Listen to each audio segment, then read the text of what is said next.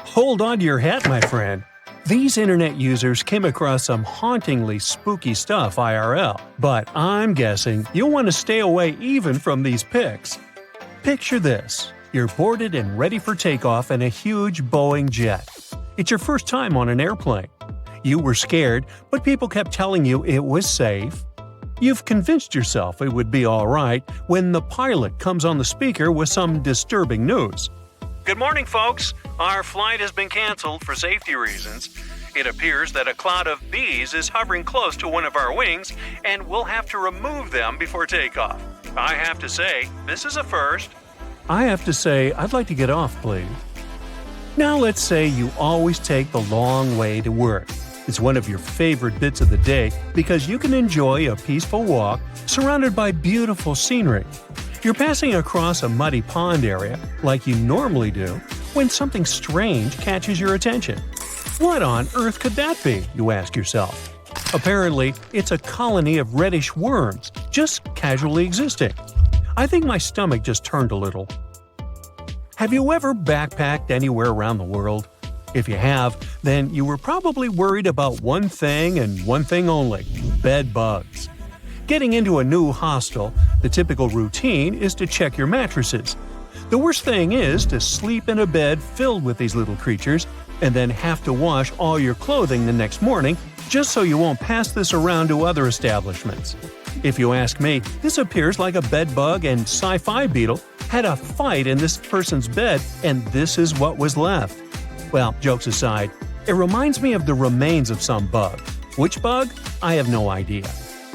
I'd tell this woman and all hostel owners to use some kind of mattress protector, just so that backpackers all over the world can stop sweating so much over these tiny creatures. Now, you've just won an all-inclusive trip to Hawaii. Ah, the white sandy beaches and the amazing sunsets. You're happy to leave your fancy hotel and take long walks on the beach. But wait, what's that? It appears like a lobster shed its tail and the remains came floating all the way to the sand. But according to experts, that's not a lobster. They wouldn't shed just their tail. That appears to be some kind of isopod. Isopods are crustaceans that look somewhere between shrimps and lobsters. That's why you thought it was a lobster, huh? They also look like giant roly-polies. Do you know what these are? Someone had a roly-poly infestation in their house, and it does not look like something you want to have to deal with. Imagine spending your days hunting these tiny creatures all over your furniture. No thanks. Now, when I was a kid, I loved playing pranks on people. But I would be the first one to be completely spooked when someone played a prank on me. I'm guessing the person who ran into this thing on their office wall wasn't too pleasant. But hey, maybe it's karma, right? What goes around comes straight back around. Imagine it's a sunny Sunday morning and you went on a hike with your best friends. You hiked up a pretty steep mountain covered in knee-high vegetation. You know what that means, right? Bugs. The great thing about bugs is that they never cease to amaze you. There are endless varieties of extremely rare and never-before-seen bizarre bugs. The first one you met was this thing right here. It fell off your dog's back. It resembles a jackfruit seed mated with a spider, and this is what came out of that union. Hopefully, it's just a bizarre insect and not threatening in any way. Your sock also picked up a few buddies along the way. Look at the number of ticks your sock protected you from. The next time you go on a hike like this one, you should take some kind of bug repellent with you, but a strong and effective one. You know, like an ultrasonic repellent that disorients ticks, so they'll never find the way to your juicy socks. And speaking of bugs, quick test here to find out if you're the type of person that loves or loathes the great outdoors. Imagine it's early in the morning and you just woke up in a remote house found deep inside a forest. You step outside, and the first thing you see on the porch is a snake casually passing by. Would you take a selfie with it, or close the doors and hide back in your covers as fast as humanly possible? Or maybe you just woke up, opened the door to the outside world, and got to be the sole witness of a bug molting. Would you shed a happy tear or be disgusted by it? I mean, look at it. It seems like a baby Pokemon. So cute. Ah, it's summertime. My favorite time of the year. You can enjoy the pool until late in the evening and meet your friends and family for a Sunday outdoor picnic. But there's one thing that really annoys me: bees. Eating outdoors usually means having to share some of your juice or yummy food with a bunch of bees. If only some genius person invented something that kept bees away from our food, like some ultrasonic frequency we could blast on our speakers, or some kind of decoy nest that was more interesting to the bees than my picnic food. Oh, or maybe this. I guess this will do. Simple but effective. I'll try it out and tell you if it worked out for me. The best thing after a hard day's work is coming home. Except when you're welcomed by this thing. I mean, how did this spider even get here if you live in a city apartment miles away from any real greenery? That's a mystery I'll never solve. You take your 5-year-old to play in the local park. She's in a digging phase, so as soon as she gets there, she starts digging up the whole place like a Jack Russell Terrier. You watch her have buckets of fun when suddenly you spot a shiny blue thing crawling out of the hole. What on earth? You think to yourself. You grab it with a stick and it reveals itself. A centipede. You know, the things that burn you with their venomous legs. Best to put it back in the hole and move to another park. If you could choose any movie or TV series to live inside of, which one would you choose? Most likely some cozy rom-com, right? I'm guessing no one, or almost no one here, would choose to live life as a Last of Us character, right? But it seems to me like this person had a Joel moment, if you ask me. This thing crawling out of the forest floor is a fungus that imitates a human hand. I mean, does life imitate art, or is it really just one giant messy blob? Remember when we talked about backpackers? Well, this person had a similar problem as they do.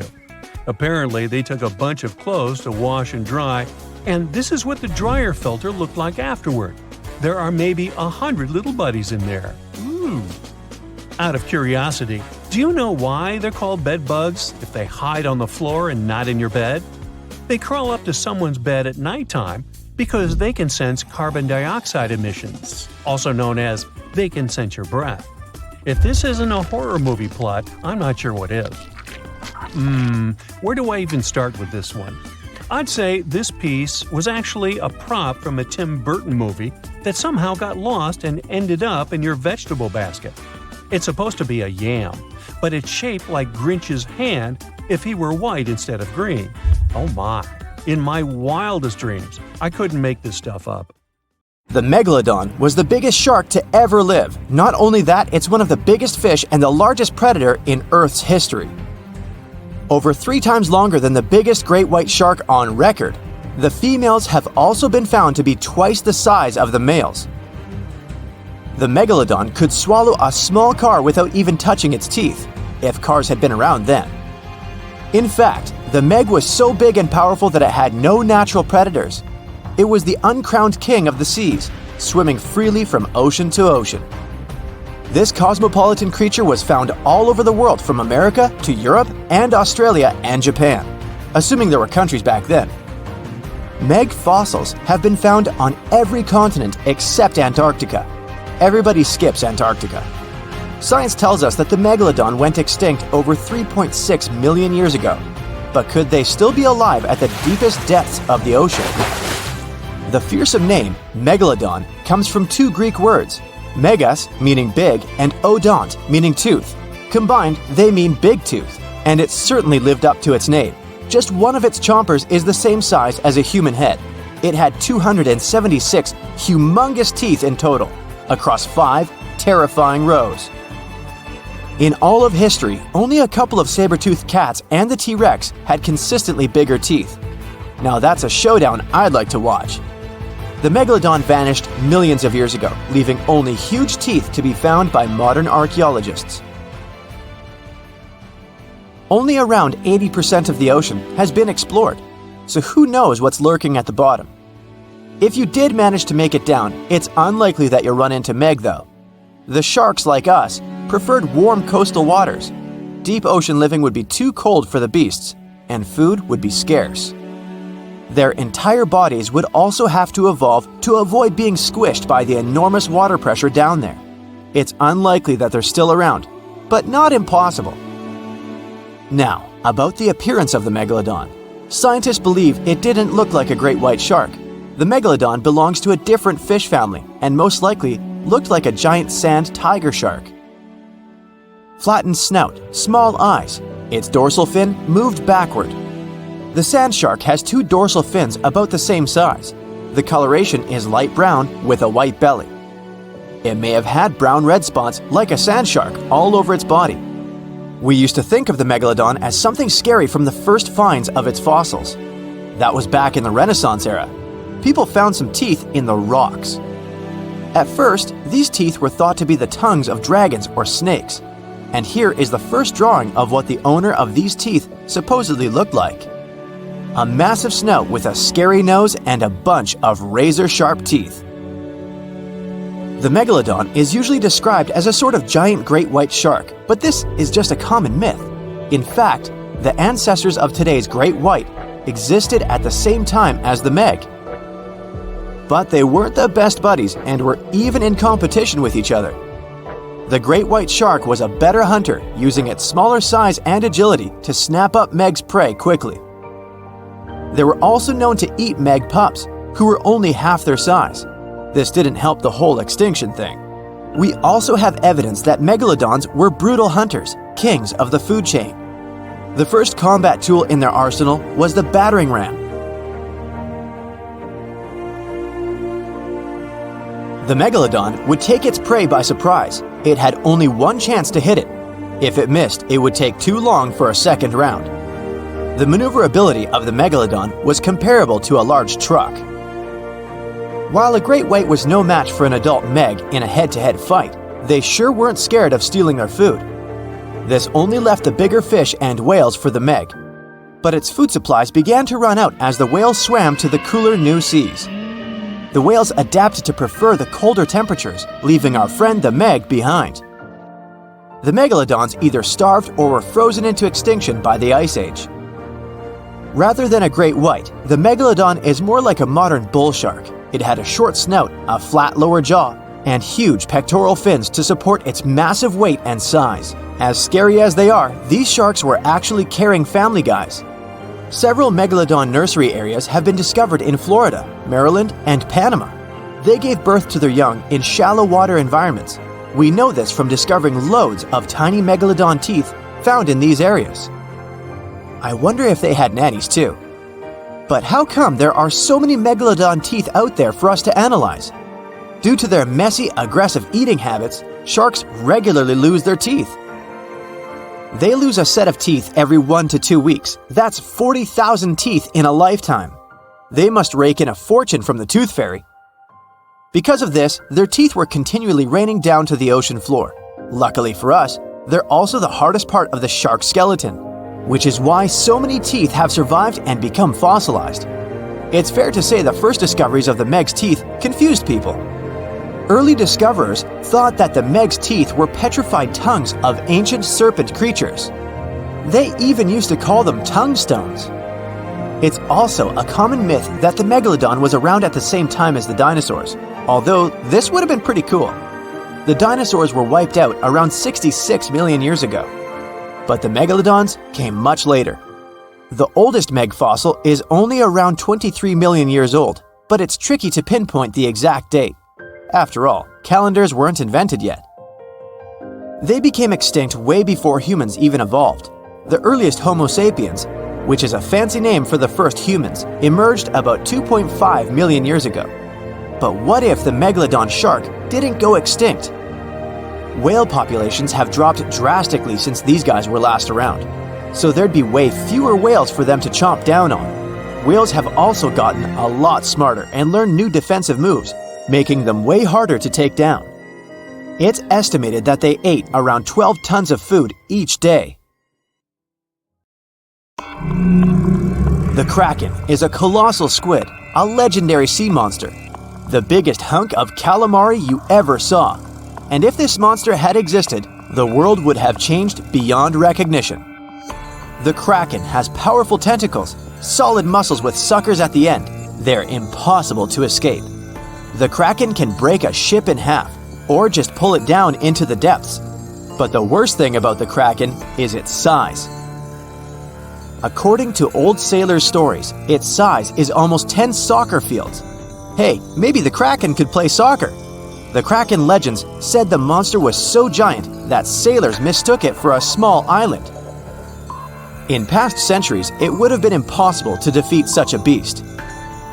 If the Kraken existed in reality, it might have had offspring. Yeah. In all the world's oceans, there would be giant monsters that could sink any ship. It's unlikely that the Kraken would have competitors in its habitat, so its population would grow strongly. Since the Kraken is enormous, it would need a lot of food, so the population of other large sea animals would fall significantly. Blue whales, great white sharks, other giant squids, all the big sea creatures would be endangered. The Kraken belongs to the cephalopod genus. This species includes squid and octopus, some of the most intelligent creatures on the planet. The Kraken is a skilled hunter and will never fight in the open. Colossal squids live in deep waters and they have the largest eyes among all animals. The squid's eye is the size of a dinner plate. Thanks to this, they can see their prey from far away. Similarly, a Kraken would spot the ship much sooner than sonar could pick up the Kraken. It would always have the drop on you. Well, that's not good. In 1857, a squid beak was discovered on the coast of Denmark. Other huge squid remains were found in the Bahamas, and then scientists were convinced that gigantic squids existed. While colossal squid have been officially discovered since then, it's been more than 100 years and we still don't know what the max size they can grow to. The fact is, colossal squids are one of the most elusive creatures on Earth. They live in the depths of the ocean where it's challenging for scientists to reach. Any dive to a greater depth requires powerful, bulky equipment. Underwater bathyscaphs and cameras make a lot of noise and light, which squids notice from afar. They flee before we can see them. It's difficult to say if these huge squids were the size of a small island, but the truth is, we've only studied about 5% of the ocean. It may be that in its depths, monsters much more terrible than the Kraken swim.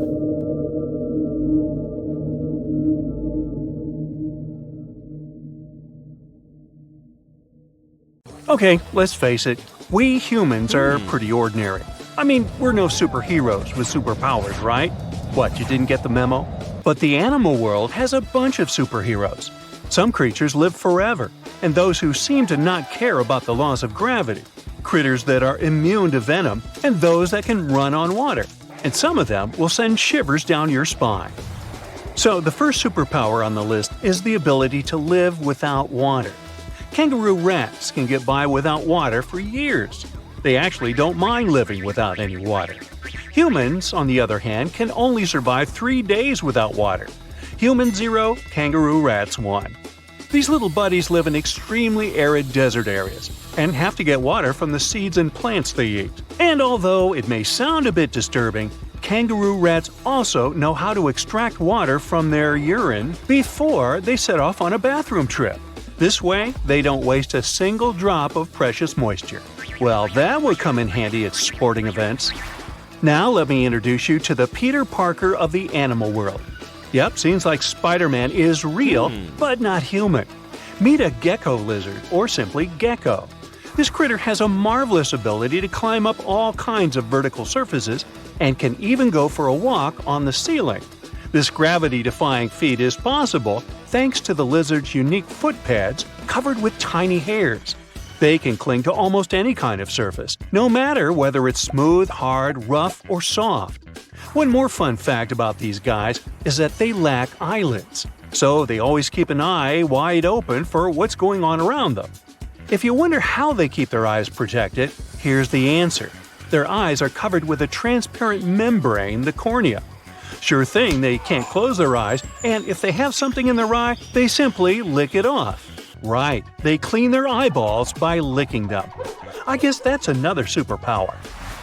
Any supersonic superpowers here? Sure. A 1-inch long subtropical shrimp disorients its prey with a sonic boom. Despite its modest size, The pistol shrimp is one of the loudest marine animals. When the shrimp snaps its claws, it creates a sound as loud as a sonic boom. Naturally, this sound stuns the prey, and the shrimp can catch it without too much effort. Now, in the comic world, there's venom. In the animal world, there's a guy that can be called anti-venom. Opossums are known for their handy trick of pretending to have passed away when a predator attacks them. But that's not the end of the story. These guys are also immune to rattlesnake and pit viper venom. The secret is a peptide that helps opossums neutralize dangerous chemicals. This is the reason why snakes are a favorite treat on opossums' diet. There's one curious thing they have on their diet: ticks. One opossum can hoover up about 5,000 ticks per season, and most of them are picked off their own bodies. Now, imagine a fish that is so notorious that it's called a dangerous fish. It's mabenga, and it literally translates to dangerous fish in Swahili. This monster lives in freshwater and doesn't mind having a crocodile for lunch. Not a whole crocodile, but mabenga can take a bite out of them. But to be honest, these guys are intimidated by the crocodiles, the same way the crocs are intimidated by them. Now, you're watching this video on some gadget, right? Well, we all owe the gadgets we have to the electric eels in some way. I mean, all gadgets have batteries, and eels contributed a lot to the invention of an electric battery back in 1800.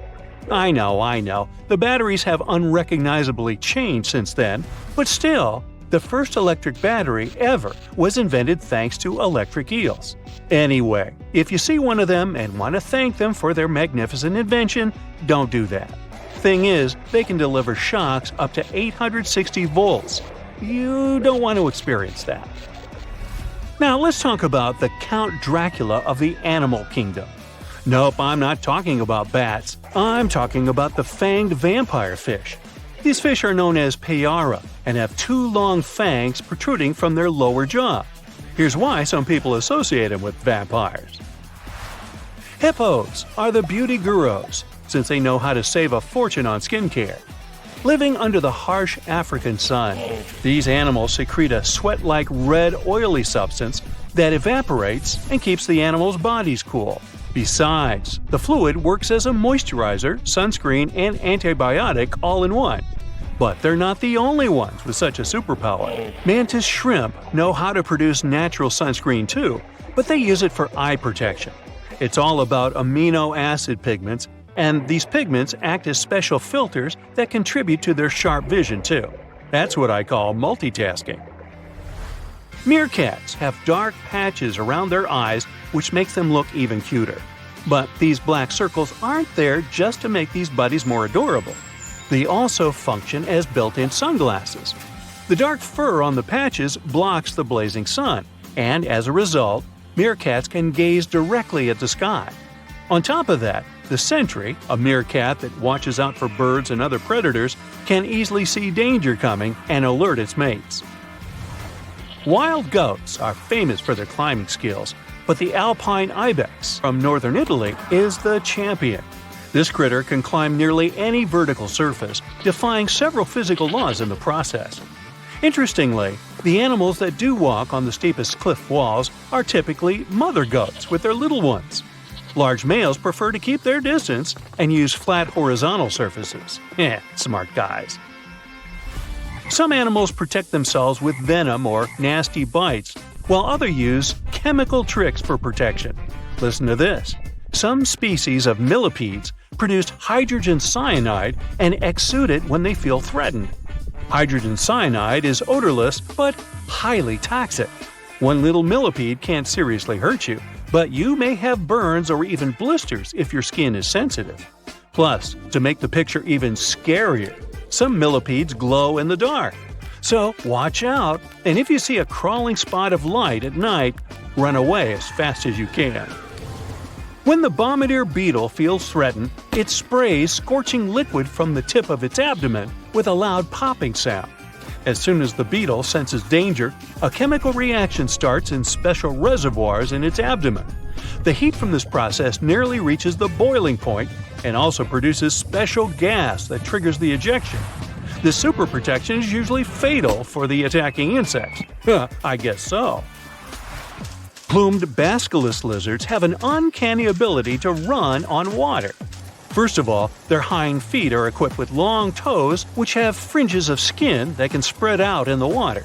As a result, a bigger surface of the lizard's foot comes into contact with water. Then, when it runs on water, it pumps its legs incredibly fast. This creates little pockets of air that prevent the animal from drowning by keeping it on the surface. Now, fleas can be annoying, but it doesn't make them any less amazing. These tiny critters can leap about 50 times their body length. If people could do the same, we would be jumping about a quarter of a mile into the air. Well, let's try it. The most curious thing about fleas' astonishing ability is that they take most of the power for leaps from their toes, not knees. So, what's your favorite animal superpower? I vote for the kangaroo rat. I don't like standing in lines for the bathroom. Okay, get this. Dolphins can phone each other. This is not a joke, but a fact confirmed by scientists. They put a mother and a baby dolphin in two separate aquariums and conducted special underwater audio communication between them. When the connection was turned on and the dolphins heard each other's voices, they started chatting. Their conversation consisted of happy whistles, chirps, and clicks. You've probably heard this chatter in wildlife movies. But I wonder, how do the dolphins dial the phones? Do they have flip phones? Get it? Flipper using a flip phone? Okay, never mind. Anyway, the most interesting thing about this experiment is that the mother and the baby recognized each other's voices through the speakers without seeing each other. They were talking fast, like it was a normal dolphin phone conversation. Think of a dog that hears its owner's voice from a phone speaker, or when you turn on a video of another barking dog. Your pet is confused and doesn't understand what's going on. But dolphins started communicating immediately, just like humans. Many animals communicate with one another through touching, gestures, biting, or growling. But dolphins have shown they can communicate without direct contact. If they understand clacking, clicking, and whistling, it means only one thing. Dolphins have their own complex, developed language, and scientists hope to learn it. Scientists called one of the elements of their language signature whistles. They use whistles to call others by name, to convey information, and to warn of danger. This is one of the most difficult forms of communication in the animal world. These whistles vary depending on the situation and the dolphin species. They raise or lower the tone, shorten the duration of the sound, or increase it by exchanging short or long words. To compare the language of dolphins with other species, scientists have compiled a table of sound properties such as length, clarity, pitch, pattern, and others. According to all the data, dolphins have the largest sound palette. Larks, the bird, took second place, by the way. But even with all this data, we still don't know much about the complexity and diversity of their language. In one of the latest studies on this topic, scientists analyzed about 1,000 dolphin communication recordings made over the past 40 years. But even after that, we can't even come close to understanding it. It's possible that AI will handle this better than humans. We aren't aware of how to speak using signature whistles, but scientists know for sure that dolphins use them to express their emotional state, to share news, and to tell each other about the dangers or where their prey swims. Scientists believe that dolphins can talk about anything. They can rejoice and complain to each other. They even communicate in different styles at the same time, like people who are chatting at a noisy party. But in addition to sound signals, they use body postures, jaw claps, bubble blowing, and fin stroking. They form groups, assign tasks, and work as a team. If one dolphin knows a place with food, it will tell its friends about that, like Instagram. If they spot a shark, they'll warn others about it. There was even a case where two bottlenose dolphins scared a spotted dolphin. A couple of days later, this dolphin returned to that place with its friends. It's like when some bad guy bullies you and then you call your friends to help deal with him. What if we learn dolphins' language and find out that they're smarter than humans? What if they gossip about the human race and laugh at "Oh, brother, get a load of these dumb people. They're fighting each other over nothing. What do they spend their lives on? Why don't they just chill and enjoy life? They create too many problems for themselves. It's a good thing we're smarter than them and can just relax in the ocean. Yeah, dude, let's stay away from them." Or maybe they know a lot more about nature and the ocean than people do. What if they discuss the problems of the ocean and have unknown technologies? Of course, these are all theories, but just imagine how cool it would be if you could understand dolphins and respond to them using a special program. You could get yourself a good friend that's interesting to talk to and can take you for a ride in the waves. Ooh. Unfortunately, at the moment, it's still very unlikely. Dolphins are too fast swimmers. It's difficult to constantly record their communication using high-tech equipment. Even the slightest change in the dolphin's whistling is associated with their actions. Their whistles may sound the same, but the context is different. They play, fight with one another, chase fish, or run away from a large shark, and all the time, they use their language. Well, we have the same situation. We raise our hands when we want to say hello, but we also raise them when saying goodbye. Our wow reaction can mean both joy and horror, depending on the context. Dolphins have the same complex communication. For example, they clap their jaws when they fight each other, but they also do it when they play. Dolphins are unique not only because of their brains and the way they communicate. Perhaps you don't know that dolphins are not fish, they're mammals. Yeah, you knew that. They can't breathe underwater because they don't have gills. They come to the surface, take a deep breath, and swim for about 10 minutes. Then they repeat this process. Unlike fish, dolphins don't lay eggs. They give birth to cubs, and they feed them with milk. They also have body hair. Yep, newborn dolphins have hair on their beaks. They lose it soon after birth. Why do they need this hair? Scientists believe that this is an evolutionary echo from the time when dolphins lived on land. And here's another strange fact. We've all heard how millions of years ago, fish began to slowly come ashore. During evolution, they changed their appearance, adapting to new life on solid ground, and so they gradually turned into mammals. But dolphins are unique since their development is kind of reversed. They were originally amphibians that lived near bodies of water. The ancestors of those amphibians were artiodactyl mammals, similar to deer. Not only dolphins, but also whales and porpoises have the same evolutionary path. All of them are called cetaceans. They made a big step from land to water about 50 million years ago. What if these ancient deer-like animals were the most intelligent creatures on Earth that realized that living in the water was much better than living on land, and they haven't regretted that decision yet? Dolphins have a big brain. Chimpanzees and humans have brains of the same size, and they all have something in common. Dolphins have a long lifespan, and they form groups. They show the emotions of sadness, grief, happiness, and joy. They can assess situations and solve problems.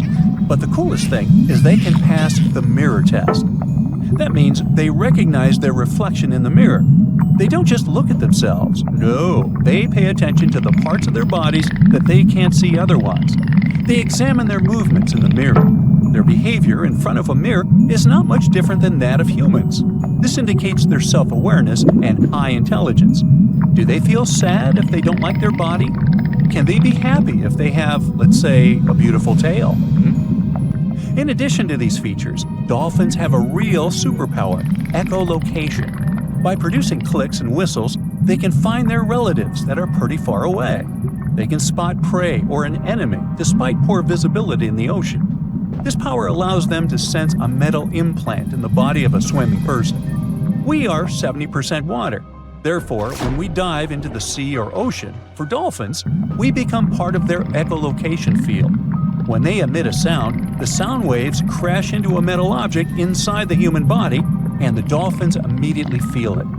And some dolphin species can turn off half their brain while sleeping. One eye is kept closed, and the other eye monitors the situation so as not to miss danger. Ooh, smarty pants dolphins. More than 50 ships and 20 planes have disappeared in the Bermuda Triangle since the middle of the 19th century. This region isn't put on any paper map and is not an official region of the Atlantic.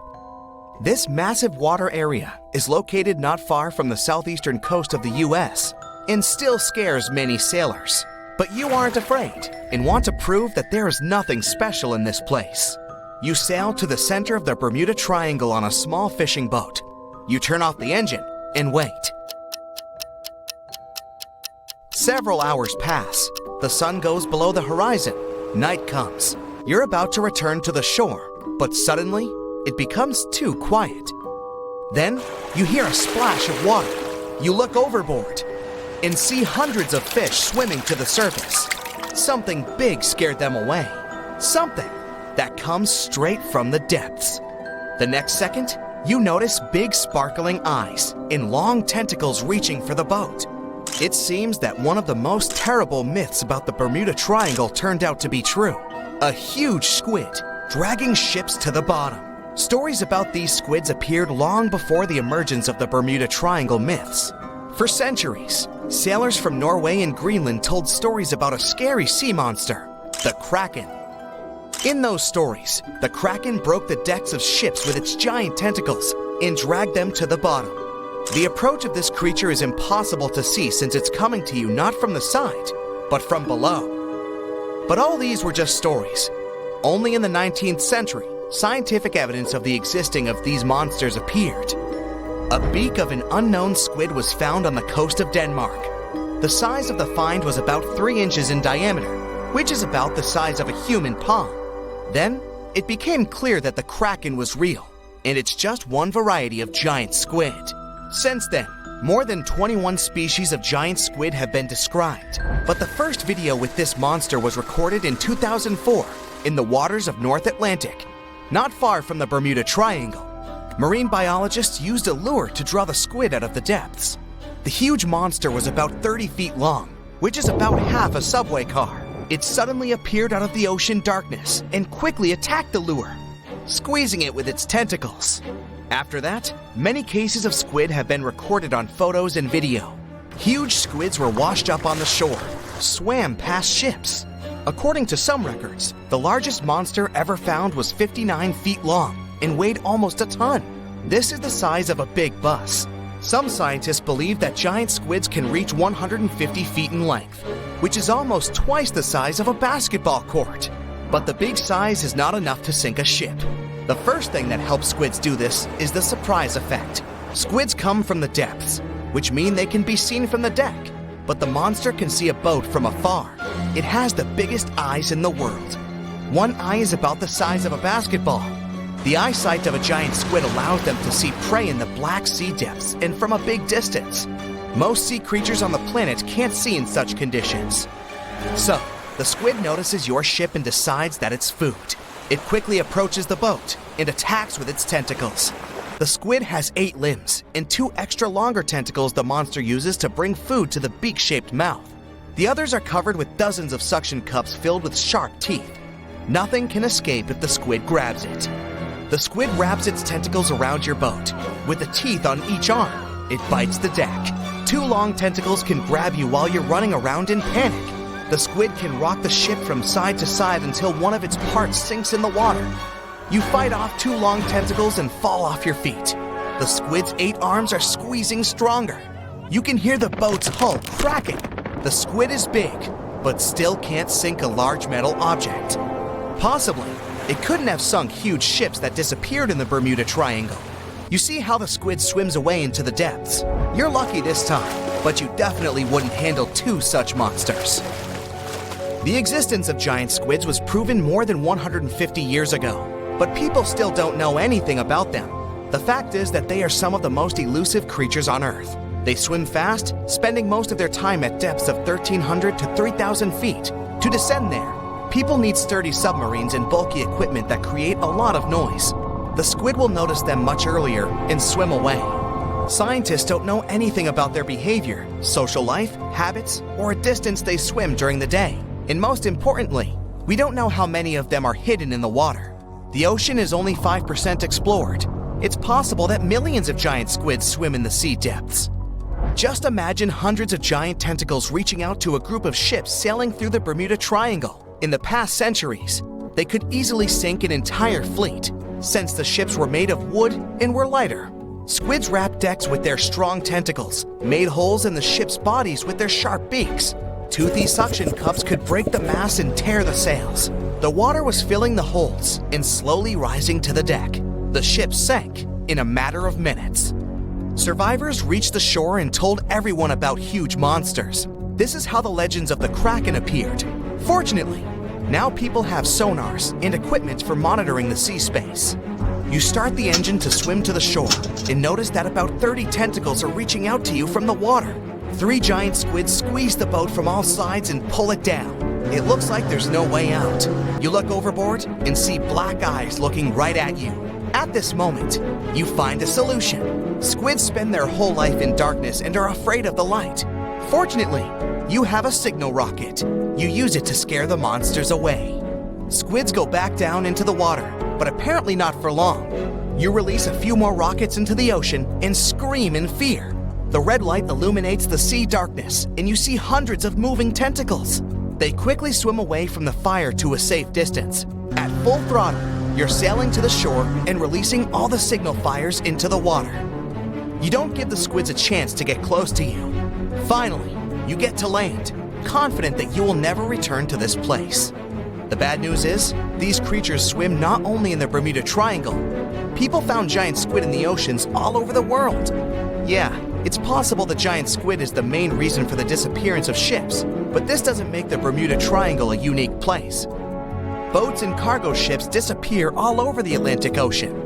The Triangle is not even included in the top 10 of such places. Also, this area is one of the most popular shipping routes of the Atlantic. And the more ships sail in one place, the more ships are lost.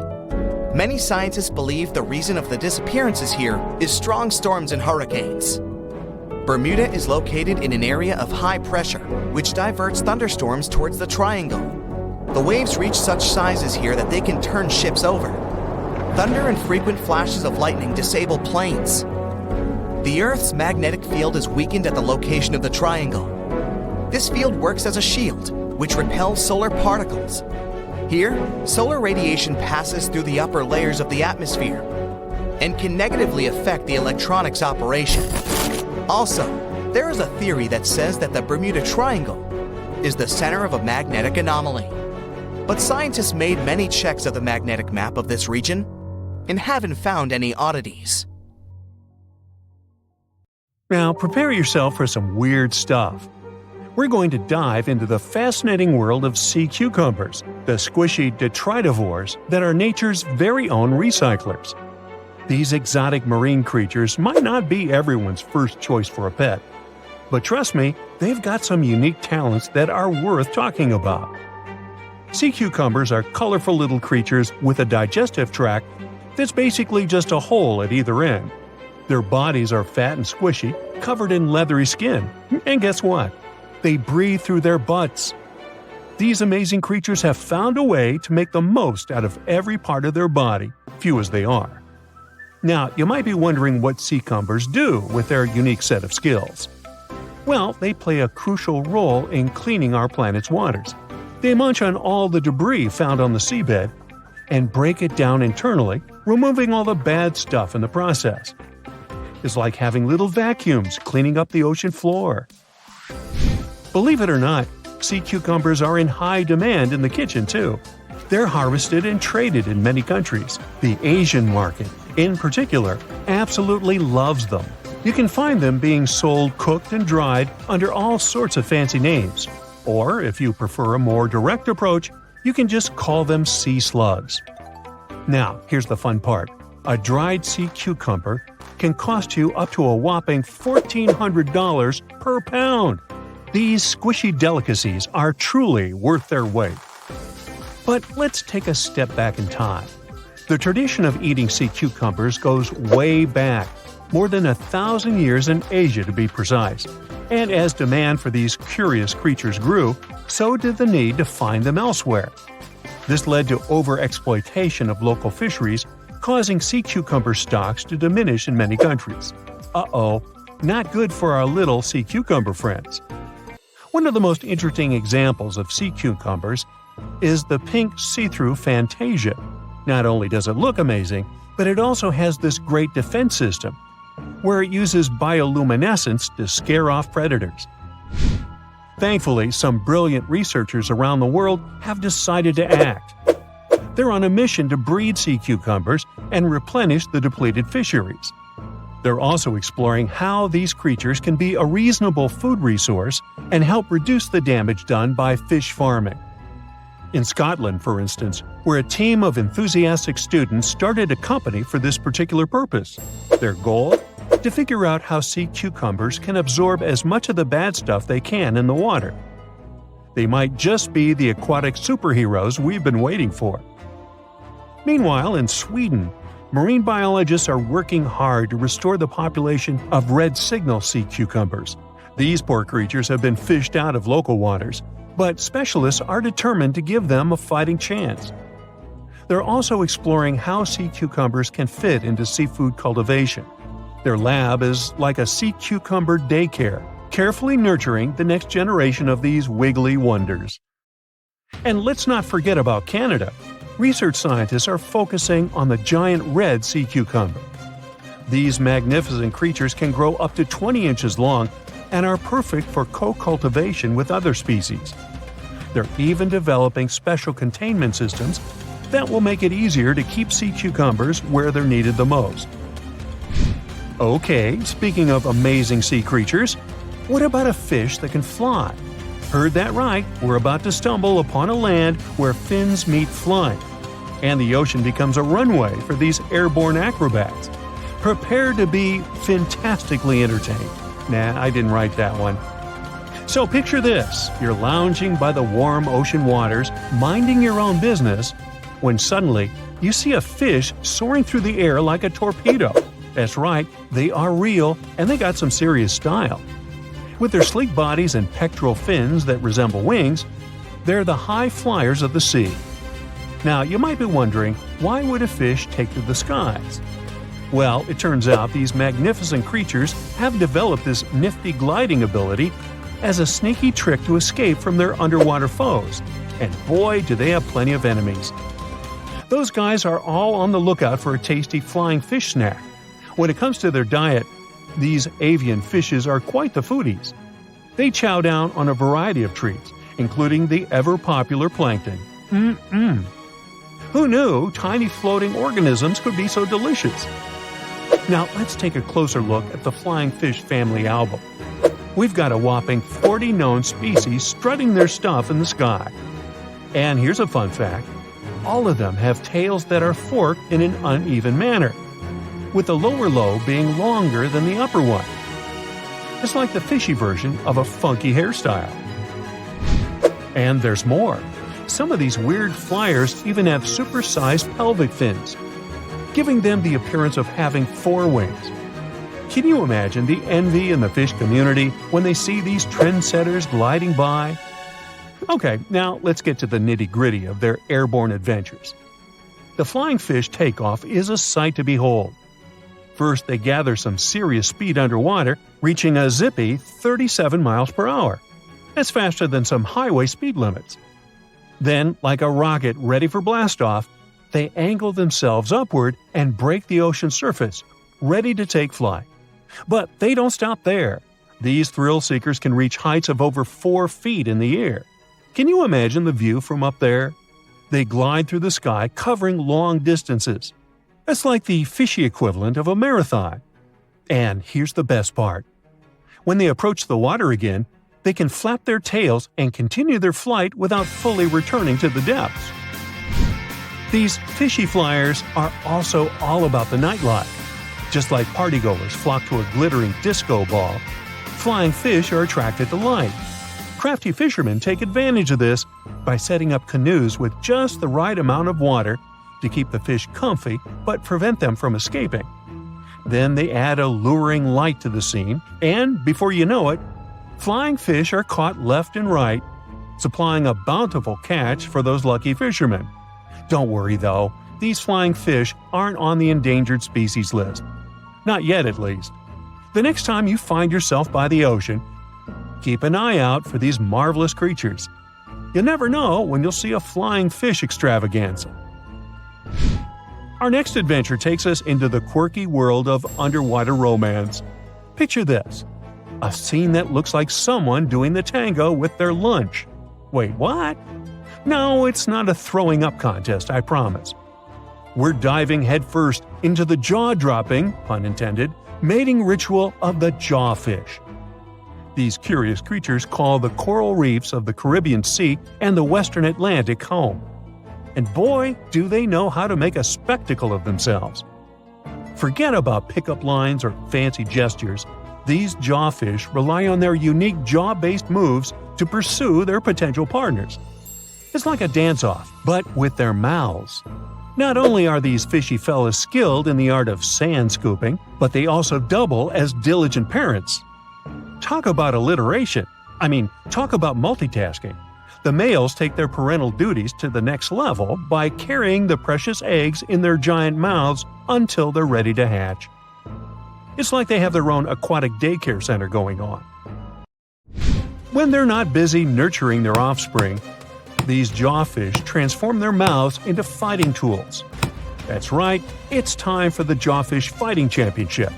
They go head-to-head, or rather mouth-to-mouth, in epic battles of mouth strength and agility. You know the old saying, put your money where your mouth is? Well, these jawfish take it to a whole new level. Whether it's for romance, parroting, or friendly competition, these jawfish show us that sometimes actions do really speak louder than words. They may look like they're having a bad seafood experience, but rest assured, it's just their unique way of finding love and expressing themselves.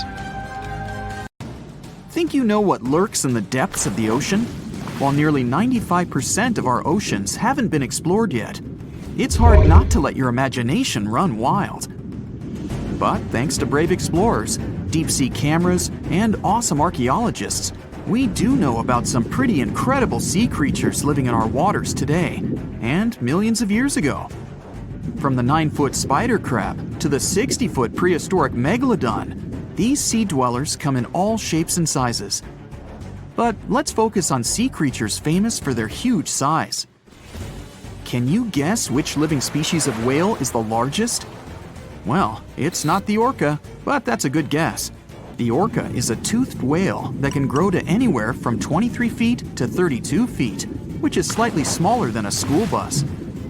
How about the narwhal? Nope, they're not the biggest either. These unicorns of the sea live mainly in Arctic waters and only grow 13 feet to 20 feet in length, and that's including their 9-foot tusk. Tired of guessing? Okay, I give in. The largest whale that still exists today is the blue whale. At a jaw-dropping 82 feet to 105 feet, the blue whale is not only the biggest whale we know of, but is currently the largest animal to have ever lived on Earth. Seriously. These animals are bigger than a T-Rex, and even the prehistoric megalodon.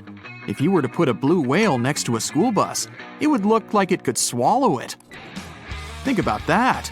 According to National Geographic, a blue whale's tongue can weigh the same as an elephant. And their hearts can weigh as much as a car. That doesn't even sound possible.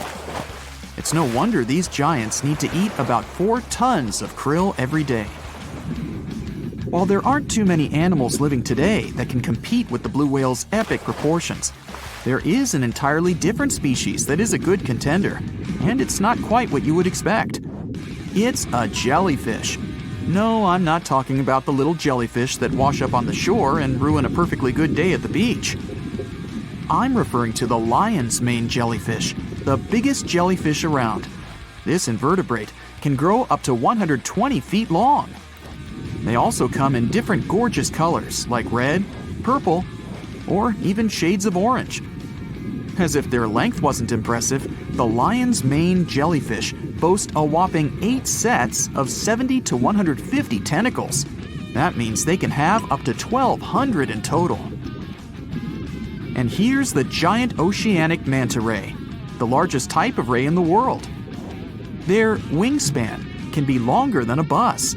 These guys can reach 30 feet in length. They also have the biggest brain compared to body size among all fish.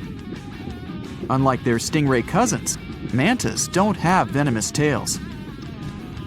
And while the lion's mane jellyfish and the blue whale are yet to be beaten for the longest sea creature, there is one marine creature that can grow even larger in length. The Portuguese Physalia physalis, tentacles and all, can reach a length of 165 feet long. and that's according to mentalfloss.com. While this thing may look a lot like a jellyfish, it's actually known as a siphonophore, and there are hundreds and sometimes thousands of them that are genetically identical.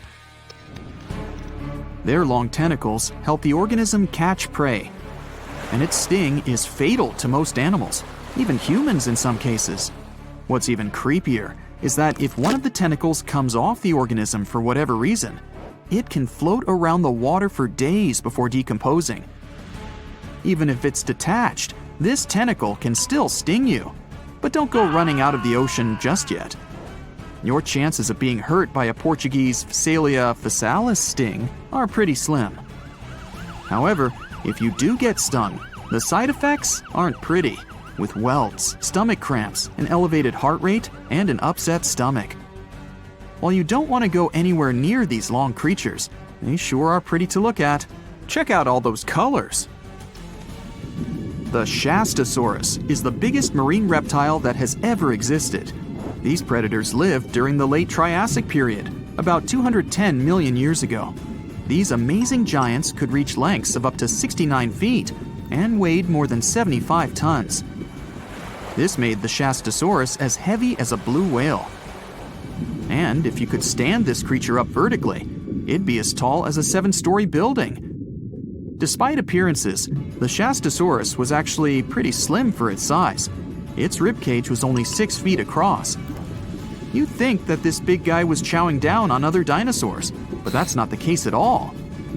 This reptile survived on a diet that consisted of small fish and cephalopods, like octopuses and squids. The Albertonectes is a bright representative of the plesiosaur family, meaning that this marine reptile had a small head on an incredibly long neck and large flipper-like limbs that helped it move through the water. These creatures occupied the seas around North America 76 to 70 million years ago.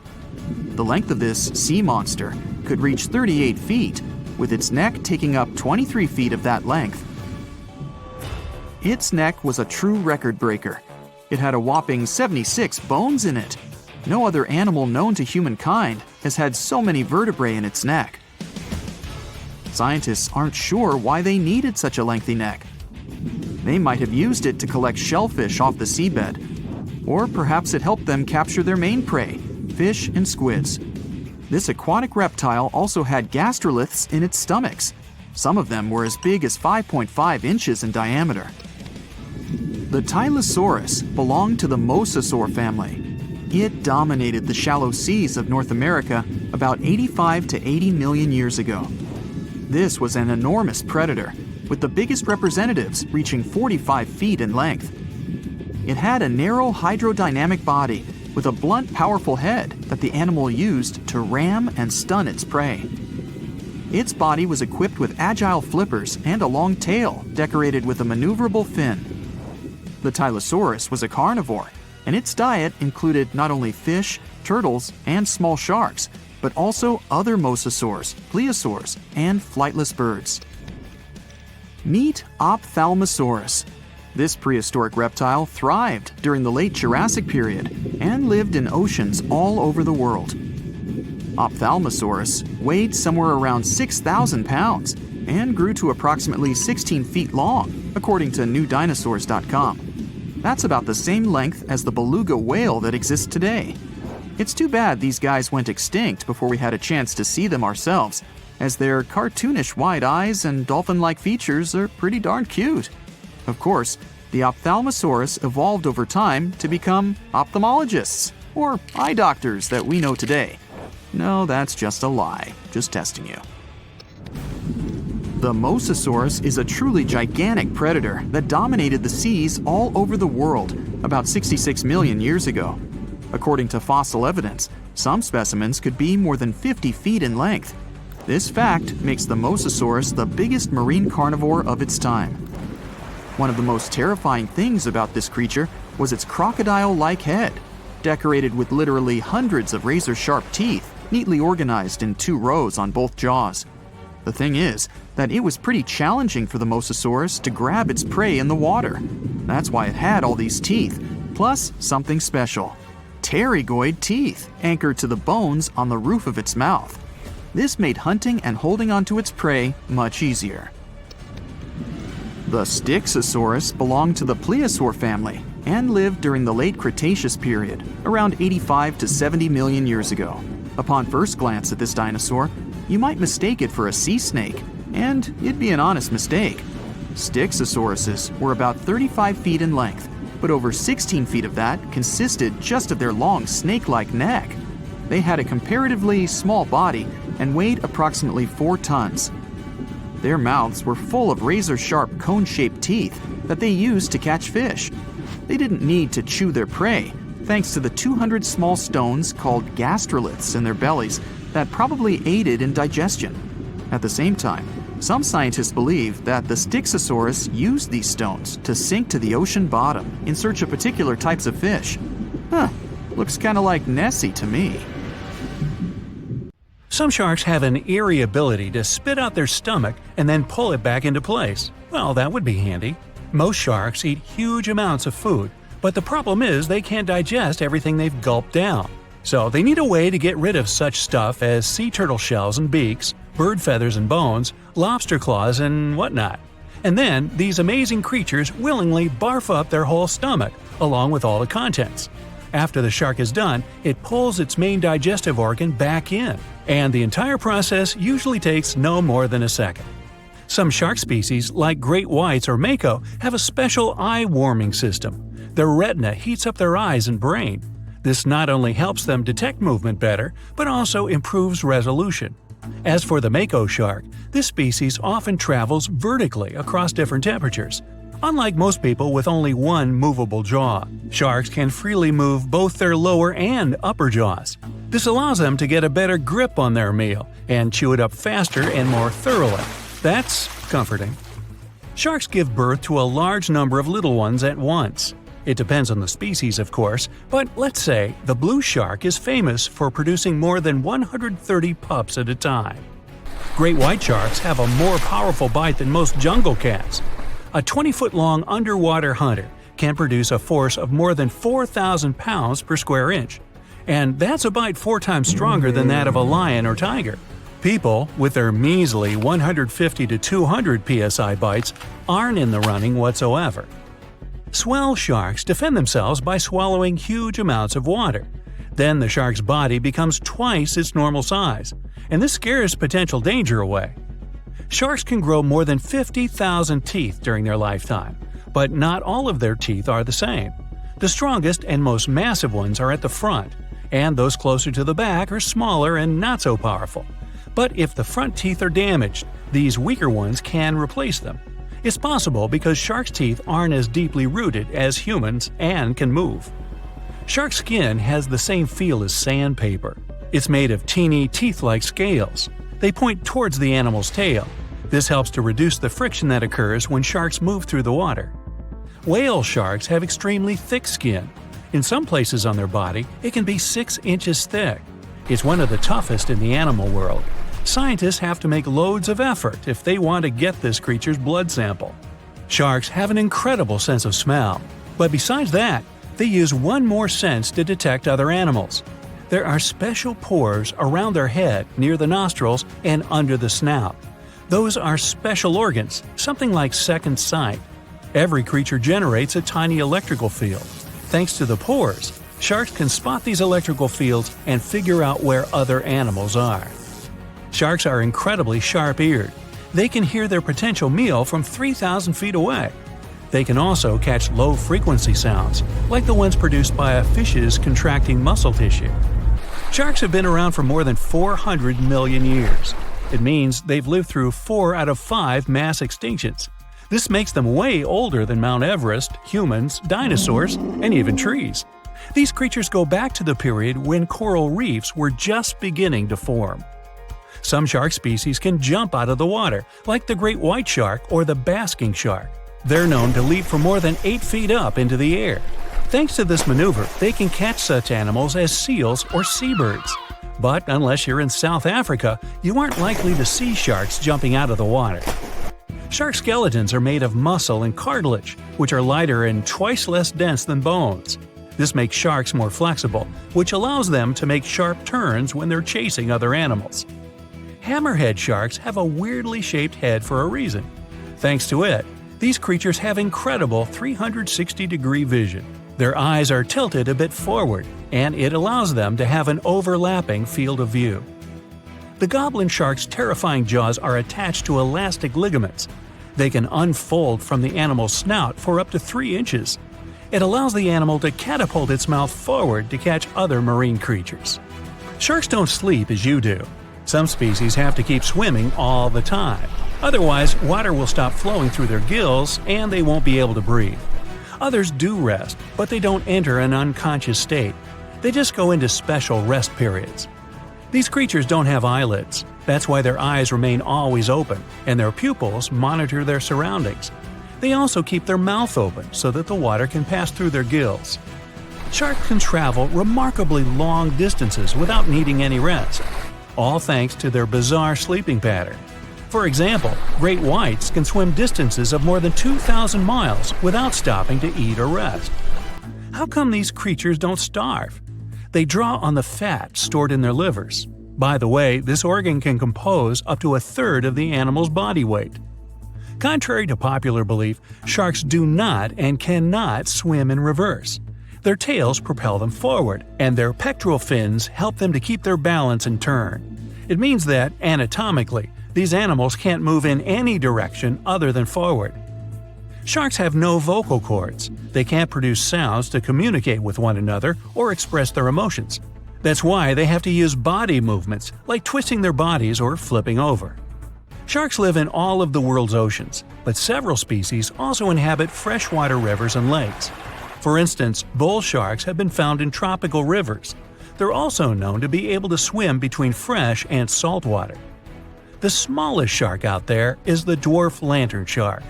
This unique creature doesn't grow longer than 8 inches, but the shark makes up for its tiny size in other ways. For example, some of its organs emit light, and since the creature lives in the shallow waters, this helps to camouflage it in the rays of sunlight. Blue sharks eat a lot, often more than they need. Some of this food can remain undigested for weeks till it's needed for energy. Sharks have something that looks similar to a tongue, but this organ is called the basial. It's the front section of the cartilage that goes from the shark's chest to its mouth. It doesn't move and is pretty much useless. The so-called tongue doesn't take part in the process of feeding. It isn't covered in taste buds. Its only real use might be that it supports some of the bones connecting the shark's gills. There are hundreds of shark species in the world, more precisely around 500. Some of them are pretty bizarre. Just look at the goblin, basking, or cookie-cutter shark. All these sharks vary in size, from several inches to dozens of feet long. They also live in absolutely different environments. Tiger sharks eat whatever they can get their jaws around. Some of the weirdest things they've munched on are video cameras, bags of money, license plates from almost any U.S. state, dog leashes, you name it. Each whale shark has a unique pattern on its skin. These spots and stripes can be used to identify individual sharks, just like fingerprints are used to identify people. The blunt-nosed six-gill shark can dive to a depth as great as 5 Empire State Buildings. Baby sharks are called pups. When they get born or hatch, they are already fully nourished, and if they choose to swim away from their mama shark, they don't need to hunt for food for at least several weeks. Uh-oh, did somebody say baby shark? Lions, dogs, cats, all these mammals sleep in pretty comfortable positions. But not whales. They look like giant floating loaves of bread, which is a scene one diver accidentally came across in the Caribbean Sea. 6 whales were just standing upright with their tails pointed down at a depth of about 65 feet below the surface. Scientists discovered that when sperm whales take a nap, they stay in this position for 10 to 15 minutes. They don't move or breathe. But these creatures spend only 7% of their time asleep, far less than other mammals. Usually, they either rest peacefully in the water or relax, slowly swimming next to other marine animals. When they're moving and sleeping at the same time, they're actually taking a nap. These animals can't go too deep and need to stay close to the surface. Great white sharks sleep and hunt at greater depths, which means one less thing to worry about when taking a quick nap. Plus, it gets pretty cold the deeper you go, and whales need warmer environments that can help them maintain the temperature of their large bodies.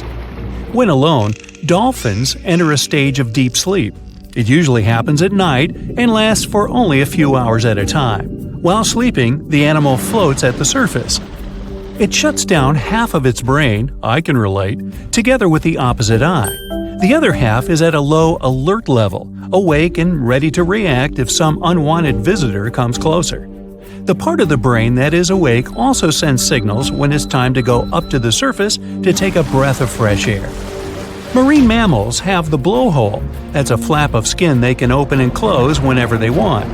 People breathe automatically. Your body knows what it needs to do even when you're sleeping. But whales and dolphins have a voluntary breathing system. It means they need to consciously go to the surface to get some air.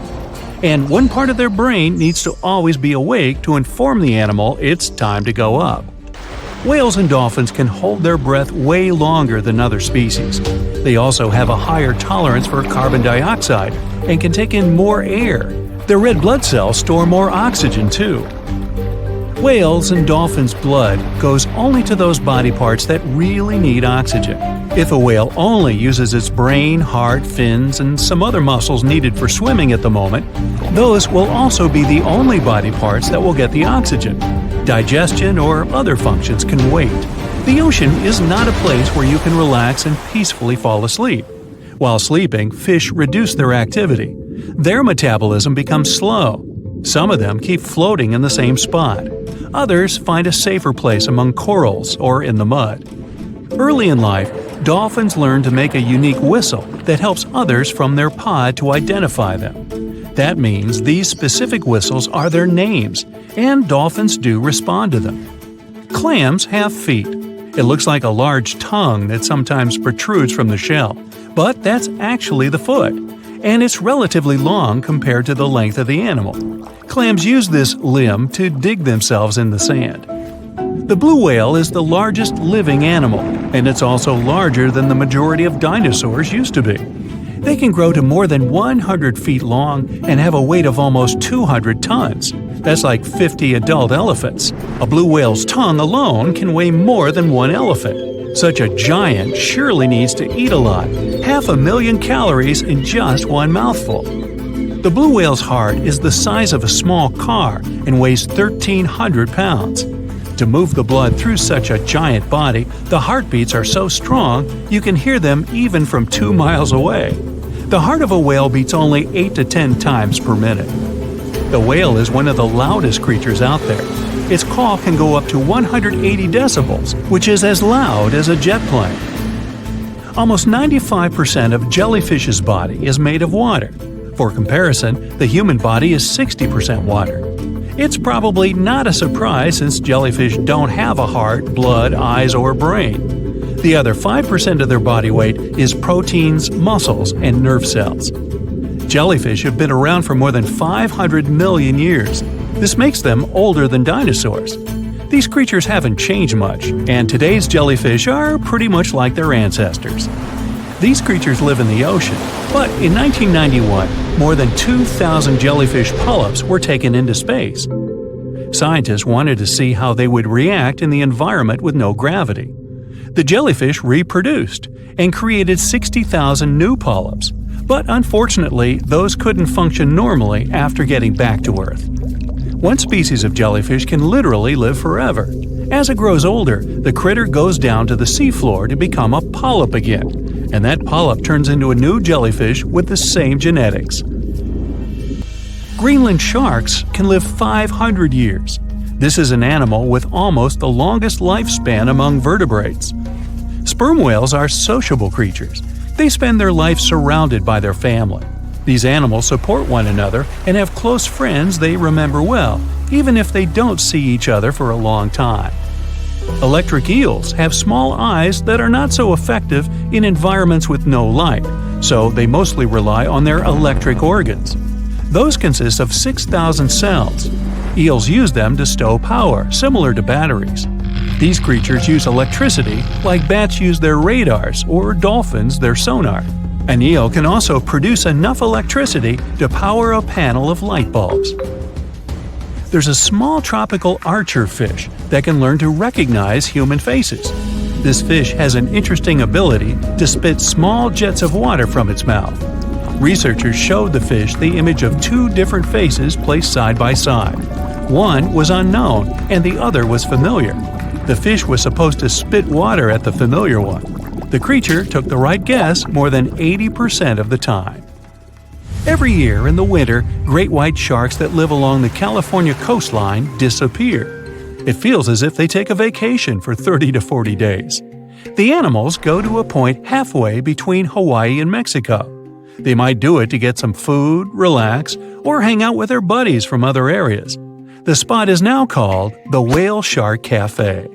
Some types of sharks, like makos, whale sharks, or white sharks, breathe in a very specific way. It requires them to swim all the time. They also need to move quickly and with their mouth open. This way, the oxygen can enter and reach their gills. Sea sponges are some of the most primitive animals. They're immobile, don't have a mouth, eyes, bones, brain, heart, lungs, or any other organ whatsoever, and still, they're alive. There's such a thing as a sea unicorn. That's an animal called the narwhal. Its horn is actually a tooth that can grow up to 10 feet long. Manatees, also known as sea cows, are distant relatives of elephants. Their weight can go up to 1,000 pounds.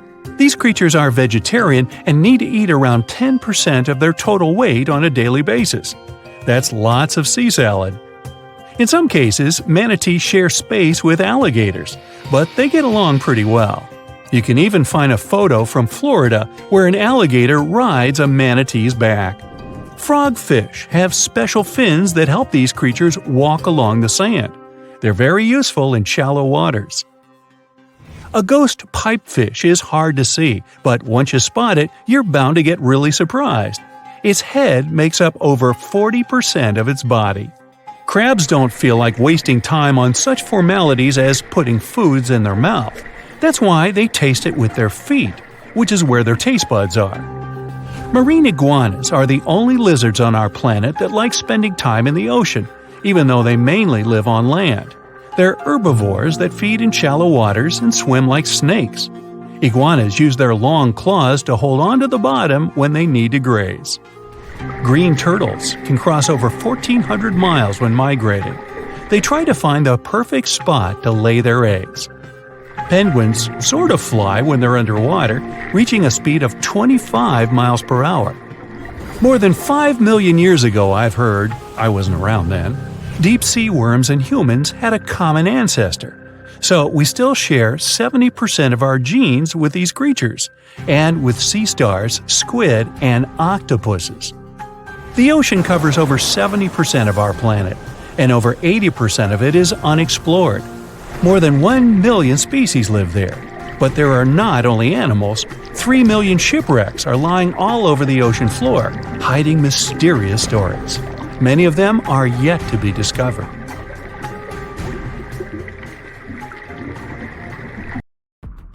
What's the scariest predator under the ocean? The crocodile? I don't think so. Loch Ness Monster? Please, it never existed. How about the Kronosaurus? Well, it is extinct, but you might be onto something. Let's take a look at what it'd be like if these creatures were still around today. First things first, what on earth was it? The Kronosaurus was a marine carnivore that lived in the cool, high-latitude Eromanga Sea. It covered vast areas of inland Australia between 90 and 120 million years ago, during the early Cretaceous period. Near-complete fossils of the creature were also found near Colombia, which is a country that has a noted connection to prehistoric reptiles and turtles. This fact makes it extremely possible that the monster I'm about to describe existed worldwide. You might have heard saurus and thought, oh, it's a dinosaur. But these were actually reptiles. They were the largest member of the Plesiosauridae family, referred to as plesiosaurs. Fossil evidence suggests they weighed over 20,000 pounds and were roughly 30 feet in length. Just to put that in perspective, the longest crocodile ever measured was a saltwater crocodile by the name of Lolong from the Philippines. It was 20 feet in length and weighed just under 2,500 pounds. and that's still 10 feet shorter and incredibly lighter than the average Kronosaurus, making the crocodile seem like nothing more than a glorified goldfish in comparison. Despite its terrifying length, the most physically daunting feature of the Kronosaurus was its head. Its skull was about 8 feet long, which was actually proportionally large given the size of its body length. Anything that was unfortunate enough to end up inside the Kronosaurus's mouth may have been given false hope. After all, the teeth of the beast weren't actually that sharp. On second thought, I take that back. I wouldn't feel confident around a toothless snake, let alone being inside the mouth of this monster. But it's true that the Kronosaurus's teeth weren't sharp, especially when compared to other carnivorous reptiles, such as crocodiles and alligators. The teeth of this prehistoric sea creature were instead conical. This means that they were cone-like in shape. Unfortunately, this lack of sharpness didn't make them less dangerous. The teeth were enormous and could be up to 12 inches long from the crown tips to the bottom of the roots. This obviously meant that the Kronosaurus had an extremely powerful bite. It was estimated to be up to 30,000 newtons, which is almost twice as powerful as the bite of a large saltwater crocodile.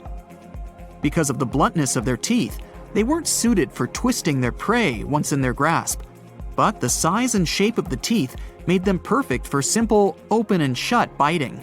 They would have had no problem crushing hard objects such as the toughest of shells any sea turtle could offer. Just like crocodiles, the Kronosaurus is believed to have had a short neck.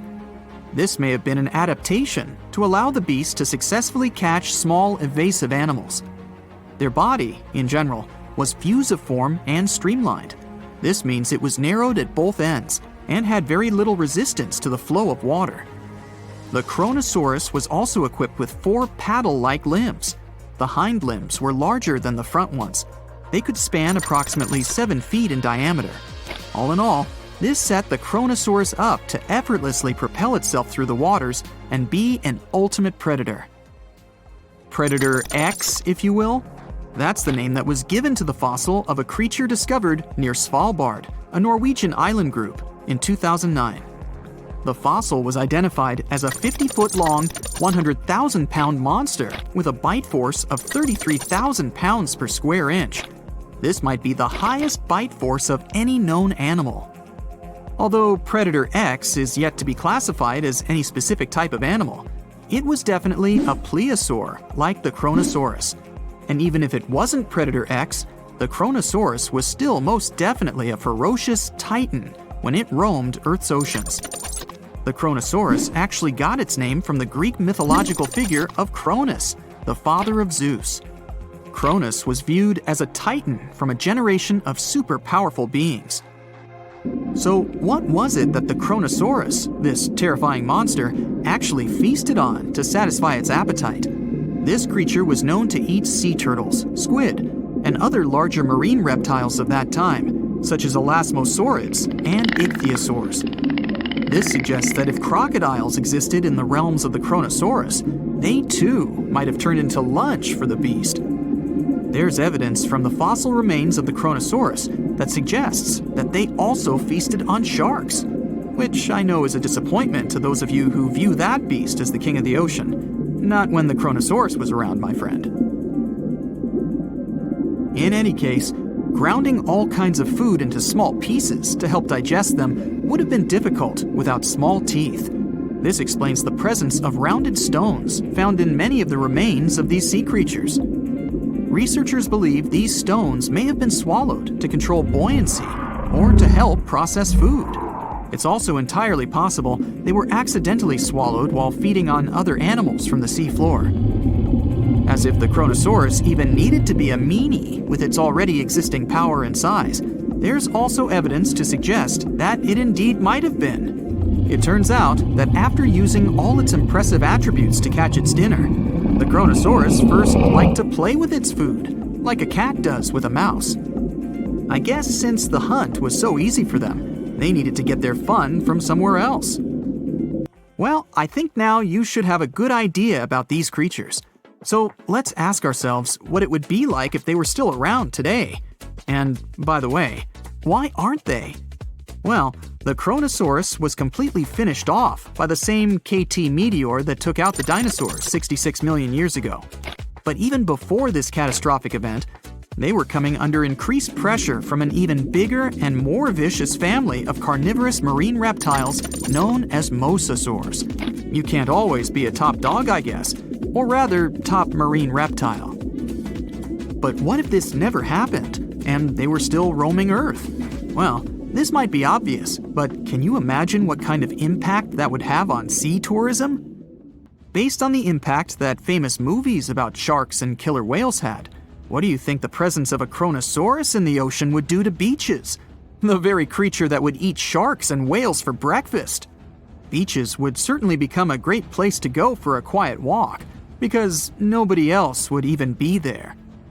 And what about such activities as boating, surfing, and scuba diving? You think anyone would dare try them, knowing that this 30-foot beast could be lurking beneath them? Let's give humans some credit and assume most of them wouldn't. This would cripple the global sea tourism industry, which is responsible for earning roughly $143 billion every year. Just to make sure this shocking point hits home, the most expensive yacht to ever roam the ocean was called the History Supreme.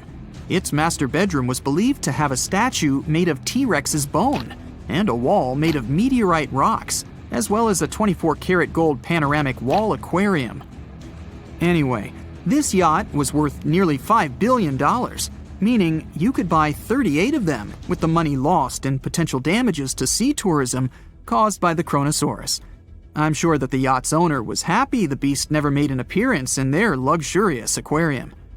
So luxurious, in fact, that some people believe the History Supreme, reportedly owned by some business genius from Malaysia, never even existed.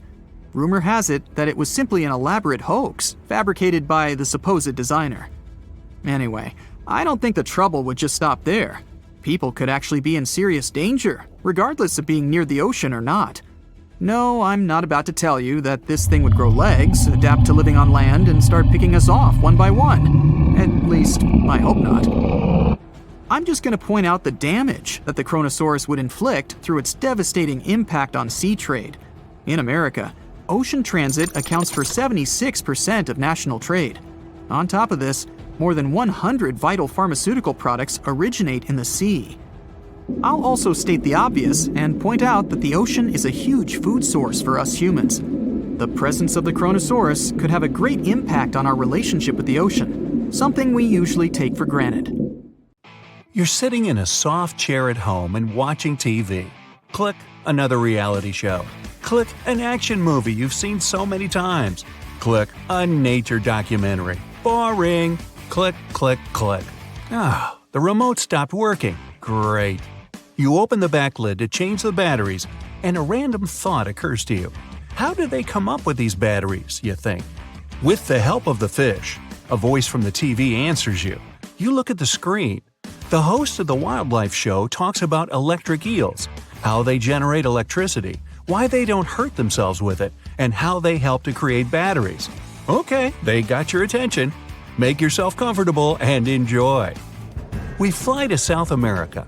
Here our exciting adventure through the tropical jungle begins. We need to go along the Amazon and find a small pond or stream that branches from the river. This is where our shocking little heroes live. You pull a fishing rod out of your backpack and throw the line into the water. Very soon, the fish should take the bait. By the way, an electric eel is not an eel at all. It's a fish, and it's closer to the carp or catfish family. The line is wiggling. You pull the rod but realize you're not strong enough because an electric eel is a really big creature. Its length can exceed 8 feet. That's more than the average height of a professional basketball player. And it weighs about 44 pounds. Size isn't the only thing that's scary about it. The electric eel is able to shock you really bad. An electric eel can't breathe in water like fish do. It needs to come up to the surface and breathe the air above. Besides, they jump out of the water to attack predators. This is their way of protecting themselves. The eel's electric power can reach more than 600 volts. This burst of energy is enough to knock an adult horse off its feet. That's why you need fake bait to make the eel deplete all its energy. You were prepared for this, and took a life-size inflatable alligator doll with you. You throw it close to the fish, the eel attacks it several times. Now you have time before the fish recharges itself. You put the eel in a glass tank filled with water and carefully study it. Previously, when people discovered this fish for the first time, they placed it in an aquarium and transported it around the world. In Europe, the eel was shown at exhibitions, and people considered it a real monster. But thanks to science, we now know how this fish generates electricity. The eel's body contains electrical organs. There are thousands of disc-shaped cells called electrocytes all over its body. When the eel wants to fight off an enemy or attack its prey, its brain sends a signal that passes through the whole nervous system and gets into the electrical organ. Electrocytes are instantly charged with electricity and release it. Individually, these cells are weak, but what's peculiar about this organ is that it provides a charge to all cells at the same time. They create an electric field around the eel, which scatters in different directions and stuns all living things nearby.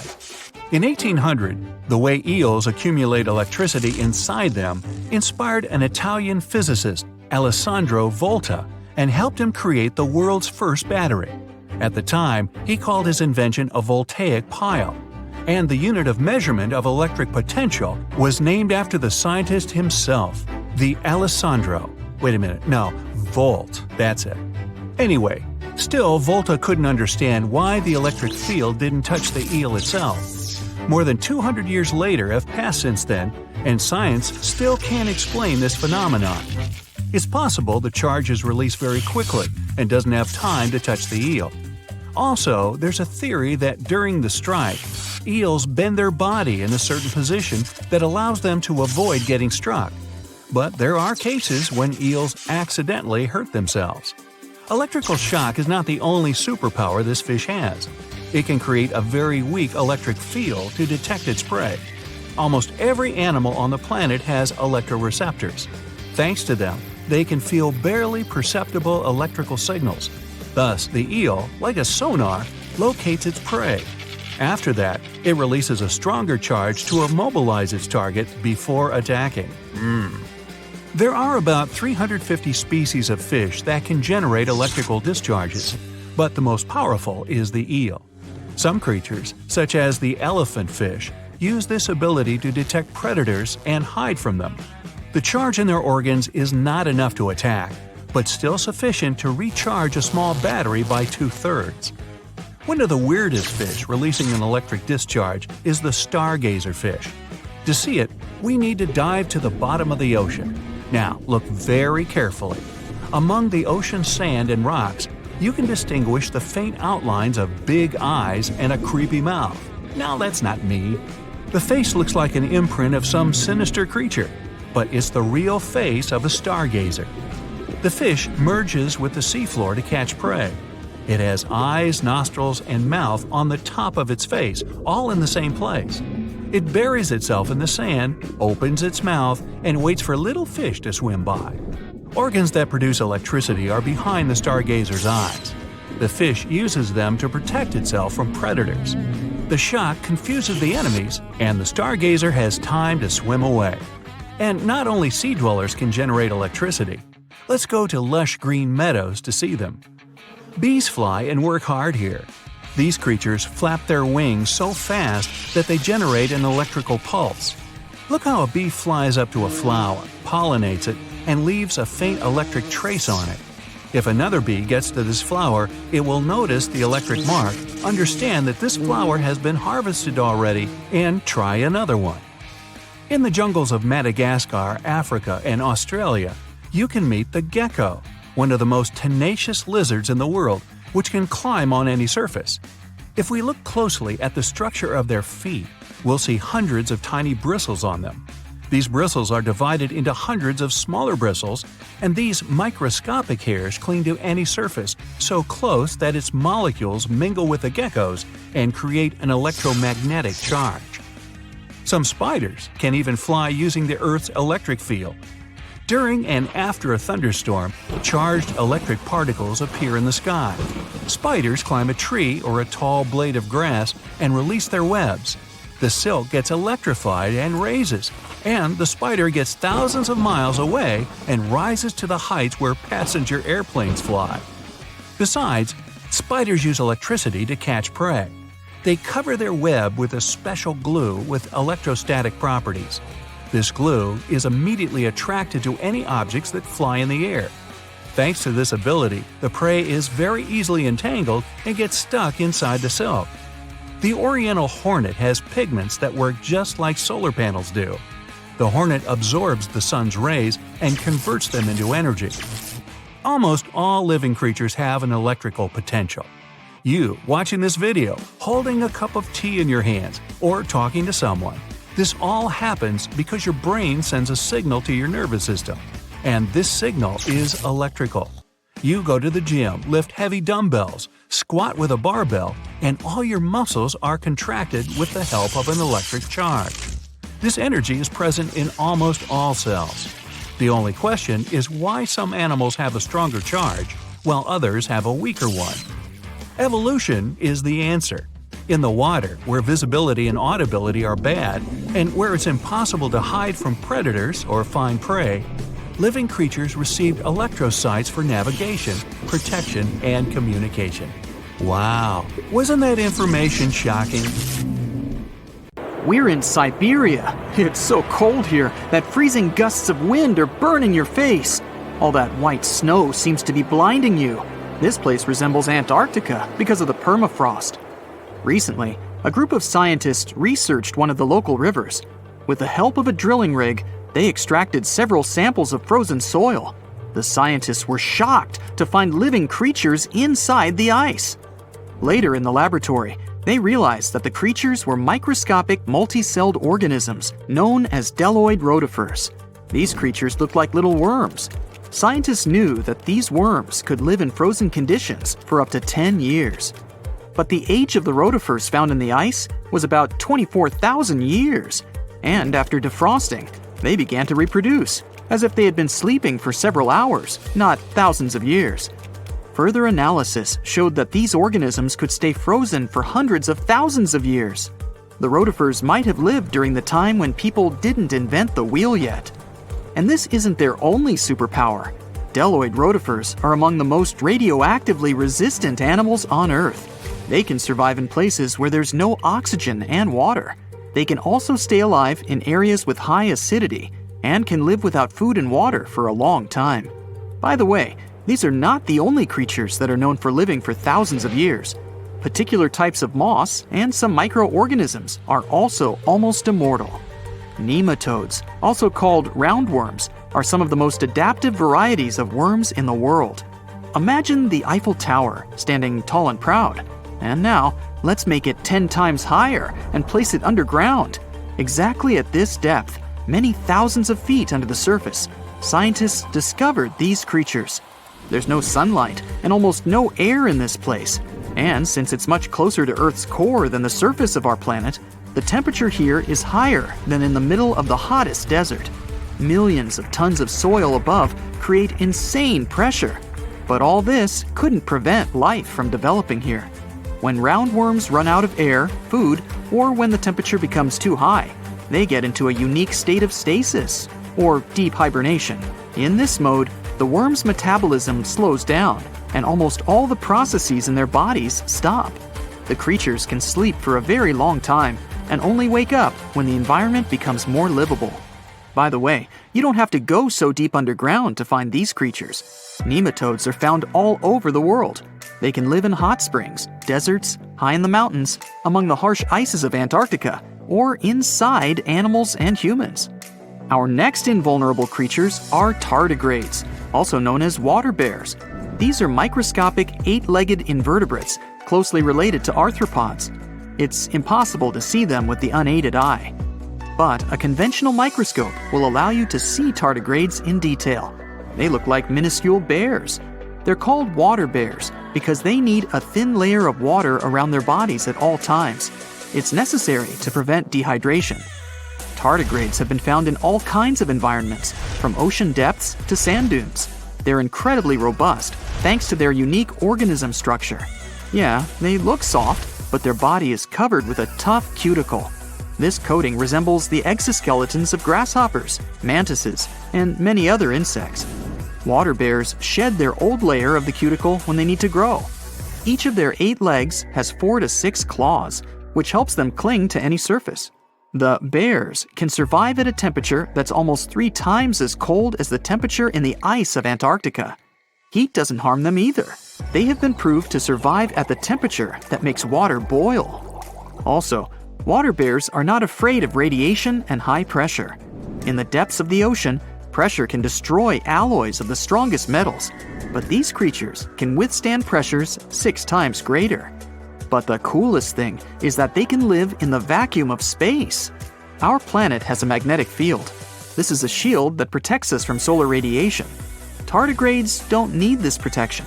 They can go into near-Earth orbit and come back unharmed, all thanks to a protein protecting their DNA from ionizing radiation. Like other immortal organisms, water bears can fall into a state of cryptobiosis.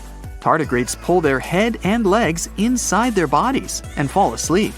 If the surrounding conditions suggest freezing, drying out, or experiencing a lack of oxygen, they will remain in this barrel form until the situation improves. So those are microscopic organisms and microbes that can only be seen through a microscope. But how about something bigger? Meet ironclad beetles. They live in the southwestern US and Mexico. These insects cannot survive high temperatures, live without oxygen, or in conditions of increased radiation. But their shells are so tough that they can only be pierced with a drill or hammer. Their durable exoskeletons are made of a special substance, chitin. It can also be found in the armor of crabs or shrimp. And still, the chitin of the ironclad beetle is so durable that it allows this creature to withstand the impact of a car moving at high speed. In times of danger, they can hide their whiskers and strong legs in special recesses in their shell. Other animals can't bite through the armor, so they spit the beetle out and leave to look for lunch somewhere else. As soon as the danger disappears, the bug stretches out its legs again and goes about its business. Also, the armor saves the beetles from dehydration, which is very useful in hot areas of Mexico and the southwestern US. Inside the exoskeleton, they can store moisture. In other words, these bugs can absorb water whenever they find it and transport this liquid inside themselves. The next creatures are incredibly fragile, but they know how to survive in places where almost no other animals can live. We're going to the southeast of Romania, near the Black Sea. Here, on a desolate wide plain, you can notice a pit. This is a mine leading deep underground. The air on the surface of our planet usually contains around 20% oxygen, but in the mine, it's only 10%. Inside the cave, the air also has an increased content of hydrogen sulfide and carbon dioxide. People can't breathe there without an oxygen tank. We can probably say that the water and air there are poisoned. Almost no animals would be able to survive here. Still, 48 species of living organisms have been found in this cave. 33 of them are newly discovered species. And they aren't the only microbes or bacteria that can't be seen without a microscope. Something bigger lives here. Strange white snails crawl over the walls of the mines. Transparent shrimp and a bunch of unknown kind of leeches swim in the water. White centipedes with huge whiskers and creepy white spiders run on the ground. And they all have been growing here for almost 5 million years. You might notice a water scorpion and another unidentified species of this animal. It doesn't look like its relatives living in hot sands or tropical forests. No living creature here looks ordinary at all. All animals are either white or transparent. They have no eyes, but are equipped with long paws and antennae whiskers that help them navigate in this dark space. The deeper you go into the cave, the less oxygen the air contains. But the number of living organisms is increasing. The air is filled with methane and carbon dioxide. All the inhabitants of this cave have never seen the light of the sun and have never gone out of the darkness. It seems impossible to survive in such conditions where plants don't produce oxygen. The answer to the question of their survival is hidden in a small lake. The surface of the water is covered with strange foam. If you look closely, you can see that this white substance is alive.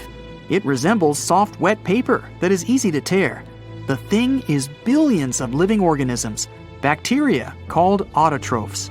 There's much more carbon dioxide in the cave than there is outside, and these bacteria, like plants, absorb it. But they don't do this with the help of photosynthesis, which means they don't need sunlight. They use water for chemosynthesis. What these bacteria secrete is food for other bacteria, and these other bacteria are food for bigger creatures. A unique food cycle that you can't find anywhere else on the planet only exists here.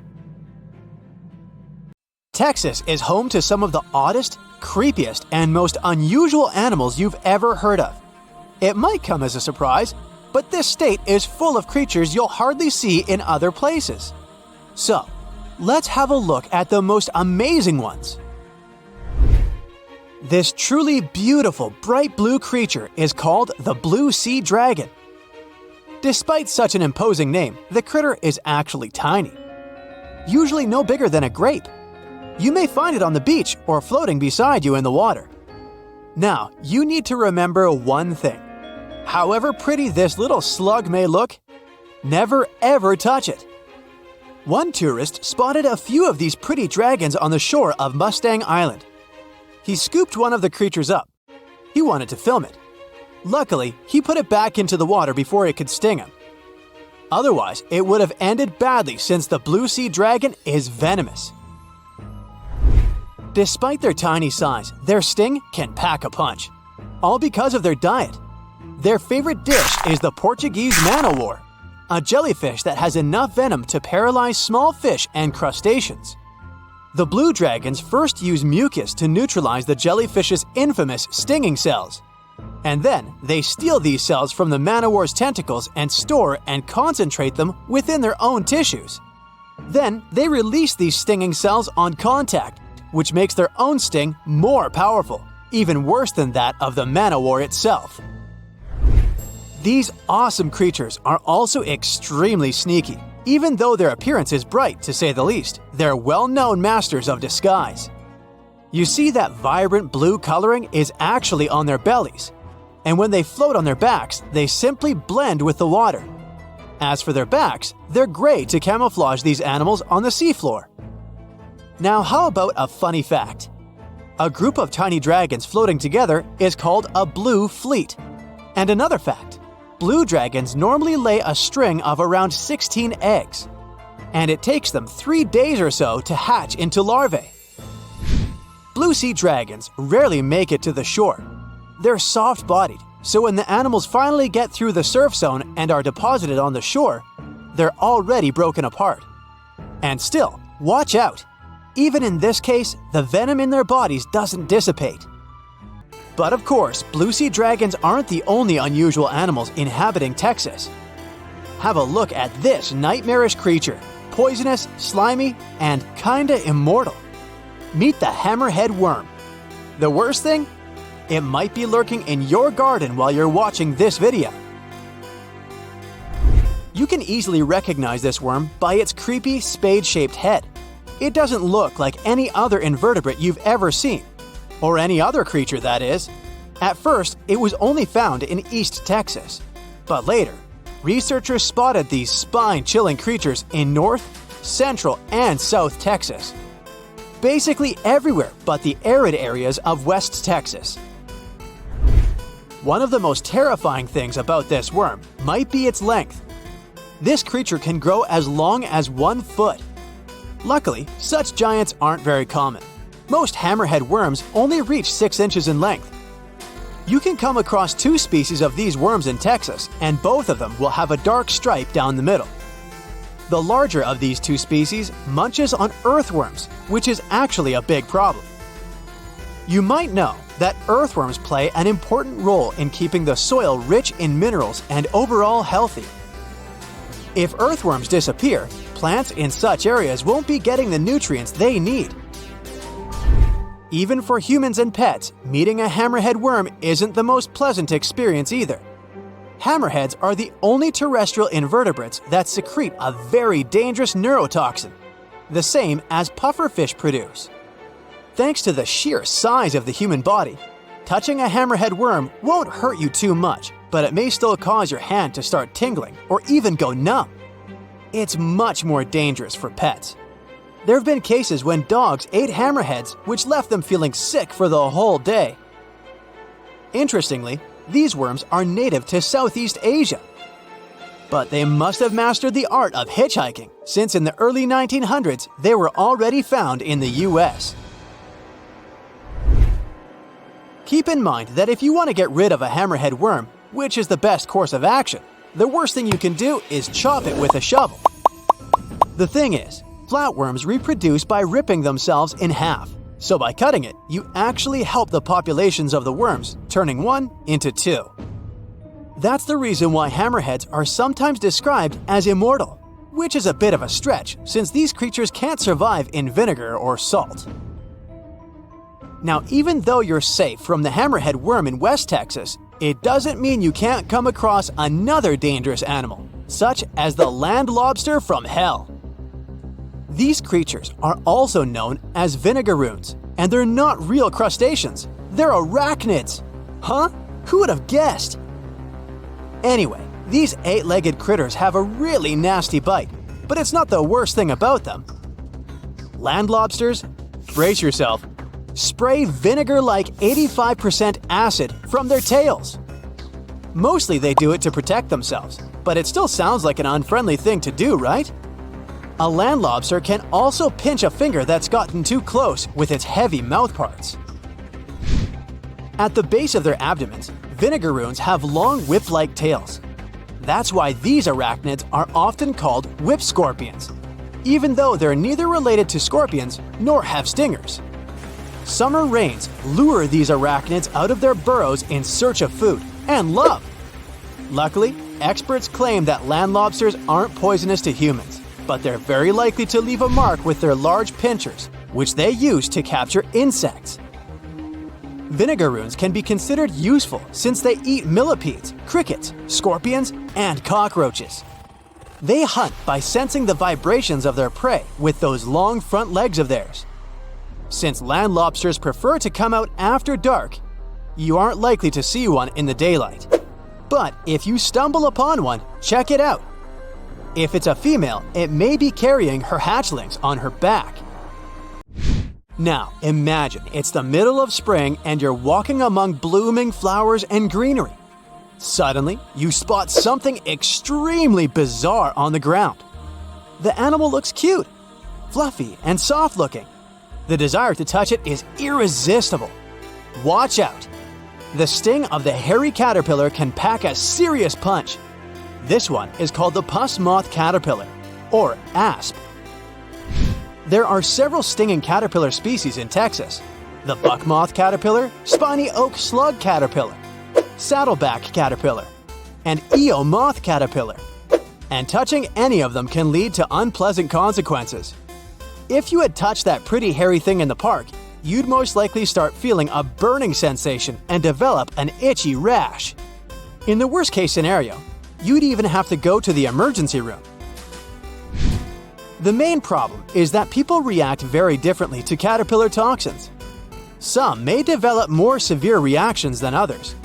Plus, how bad the consequences are also depends on the thickness of the skin in the affected area. In most cases, the unpleasant sensation and rash go away in a few hours or sometimes days. On the bright side, such caterpillars later turn into moths and butterflies that help pollinate flowers and trees. Getting rid of these critters means doing a massive disservice to the area where you live. Specialists are sure that coming across a stinging caterpillar won't lead to anything bad if you keep in mind the rule of thumb. If a caterpillar looks fuzzy, don't touch it.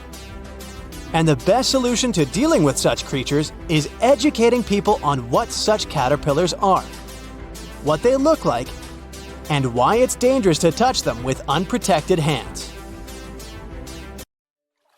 It was a regular dive in Australia's Great Barrier Reef for underwater photographer Christian Lane. He was taking photos of a group of male manta rays chasing a female one when suddenly he saw something that made him check if his camera strobes had been broken. There was a pink manta ray in his viewfinder.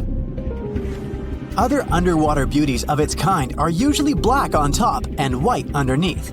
This creature Christian met that day was black on top and pink on the bottom. It turned out the photographer met Inspector Clouseau, the only known pink manta ray in the world living in the waters around Lady Elliot Island. It was named after the famous detective from Pink Panther movies. It was calm, looking at the photographer with its huge eyes. It even seemed that it was smiling at his guest, as Christian remembered in an interview. He managed to take 5 good photos of Inspector Clouseau in the 30 minutes they spent together. Divers first spotted the unique manta ray in 2015, and it was only seen less than 10 times ever since. First, the scientists thought the secret to this unusual color was in its diet. They took a sample of its skin and found out it was actually a result of a genetic mutation that caused it to express melanin differently. Many fish have it, but it usually turns them into albinos. For a regular sea creature, a combo of black, which blends with dark waters and can't be seen from above, and white, which blends with light, is ideal protection. A color mutation with pink in the picture would make other sea animals more vulnerable to predators. But a manta ray weighing as much as a car and 1.5 times taller than an average basketball player definitely has nothing to be afraid of. These creatures are born rather big and grow fast in the first few years so they can defend themselves. If you were impressed by a manta ray the shade of bubblegum, meet blue bees. These unique Australian inhabitants have turquoise stripes instead of yellow, which makes them look like flying sapphires. Their thin brown wings look like layers of cellophane with engraved patterns. Another unusual thing about them is their lifestyle. The blue-banded bees are singles. They don't move in swarms and don't live in large nests. They prefer settling in small burrows in the soil or crevices in rocks. Blue bees also have a special way of pollination. They sit on the flower, hold it tightly, and shake the whole body to make the flower move quickly and gently. Then the bees stop and collect all the pollen that goes out of the capsule inside the flower. Blue bees work for Australian agriculture, helping with tomatoes, cranberries, eggplants, blueberries, kiwi, and chili peppers. The next unique Australian animal is called the happiest on this planet. A quokka never stops smiling and looks like a live teddy bear. It's a nocturnal creature the size of a cat. It has inherited its appearance from its relative, the kangaroo. It also has a pouch, which serves as a home for its offspring for 6 months. Quokkas have a diet of grass, shrubs, and leaves. When there isn't enough food, they can use stored fat in their tails as a source of energy. They mostly live on Rottnest Island off the coast of Western Australia. Since there's no predators or traffic there, quokkas have nothing to fear and gladly come into contact with humans. It's against the law to touch them, but no one has banned taking selfies. When you look into the eyes of this cutie pie, the only question is, who on earth would call it the Tasmanian devil? Well, it wasn't that friendly to the European settlers who came to Tasmania in the early 19th century. The cutie pie greeted them with frightening growls, high-pitched screeches, and unearthly screams. They had no more doubts about how to name it when they saw its red ears and extra white jaws with sharp teeth. But when it doesn't have to defend itself, its meals, or impress a mate, the creature goes back to its cute appearance. And although these guys are the world's largest surviving carnivorous marsupials, they don't hunt their prey, but eat carrion. They're mostly active at night, but also enjoy some time in the sun, especially in the water, splashing around. Female devils have pouches to carry their offspring, and up to 4 of those fit in at the same time. Our next hero of the day is so unique that the first scientist to describe it thought they were dealing with a hoax. A platypus has a bill and webbed feet like a duck, the tail of a beaver, and the body and fur of an otter. Males also have sharp stingers with venom on the heels of their rear feet, which they can use to defend themselves from enemies. A venomous mammal is something super rare. Platypuses paddle their way through life as they hunt underwater. They can spend up to 2 minutes submerged to smell some food on the bottom. They don't have any teeth, so they use gravel to chew their lunch. Platypuses don't look that graceful as they move on land, but they can run if they really have to. Echidna is another unique Australian natural hybrid. It has porcupine-like spines, a beak much like that of a bird, a pouch like a wombat's, and lays eggs like a reptile. It feeds its offspring on milk, which just oozes out of the skin in the pouch, and the little one enjoys it. Since it has traits of both a mammal and a reptile, it got its name after a creature from Greek mythology who was half woman and half snake. Echidnas have pretty strong snouts, which they use to break open logs and termite mounds. Their sense of smell is so good, they can smell food and danger. Their limbs are short with shovel-like claws, perfect for digging out food. Echidnas don't like the company of people or other animals, but you can still find them all over Australia, from deserts to rainforests and mountains. They are the country's most widespread native mammal. Echidnas are great swimmers, and they've been spotted crossing rivers. When the weather gets too harsh for them, they burrow into the soil or in hollow logs and burrows left by other animals. This guy, looking like a mix of a koala and a kangaroo, is a tree kangaroo.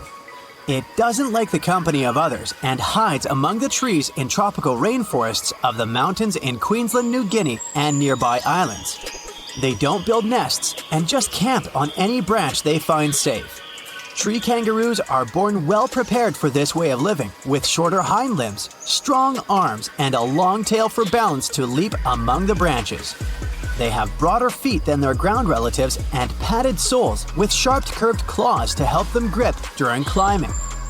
Tree kangaroos are great long-distance jumpers, both between trees and from their tops. All of this makes them rather clumsy when they're on the ground. The heavy tail makes them hop funnily, leaning far forward to keep balance. They also have a cool talent for moving their hind limbs independently while walking. They spend around 60% of their lives sleeping. Sounds like a dream. There are at least 12 species of this cutie, with fur colors from golden and red to black and dark brown. Did you just hear the chainsaw sound? There must be a lyrebird nearby. Those guys have the superpower of copying sounds from their surroundings. With the help of some complex muscles in its syrinx, a lyrebird can mimic camera shutters, different tools, other birds, and reportedly even human speech. It takes them up to 1 year to master this talent, and then they can use it to fool their rivals. Lyrebirds mostly hang out close to the ground and rarely fly. They got their name after the shape of their beautiful tail. It's a great mating tool as it does look like a lyre when opened.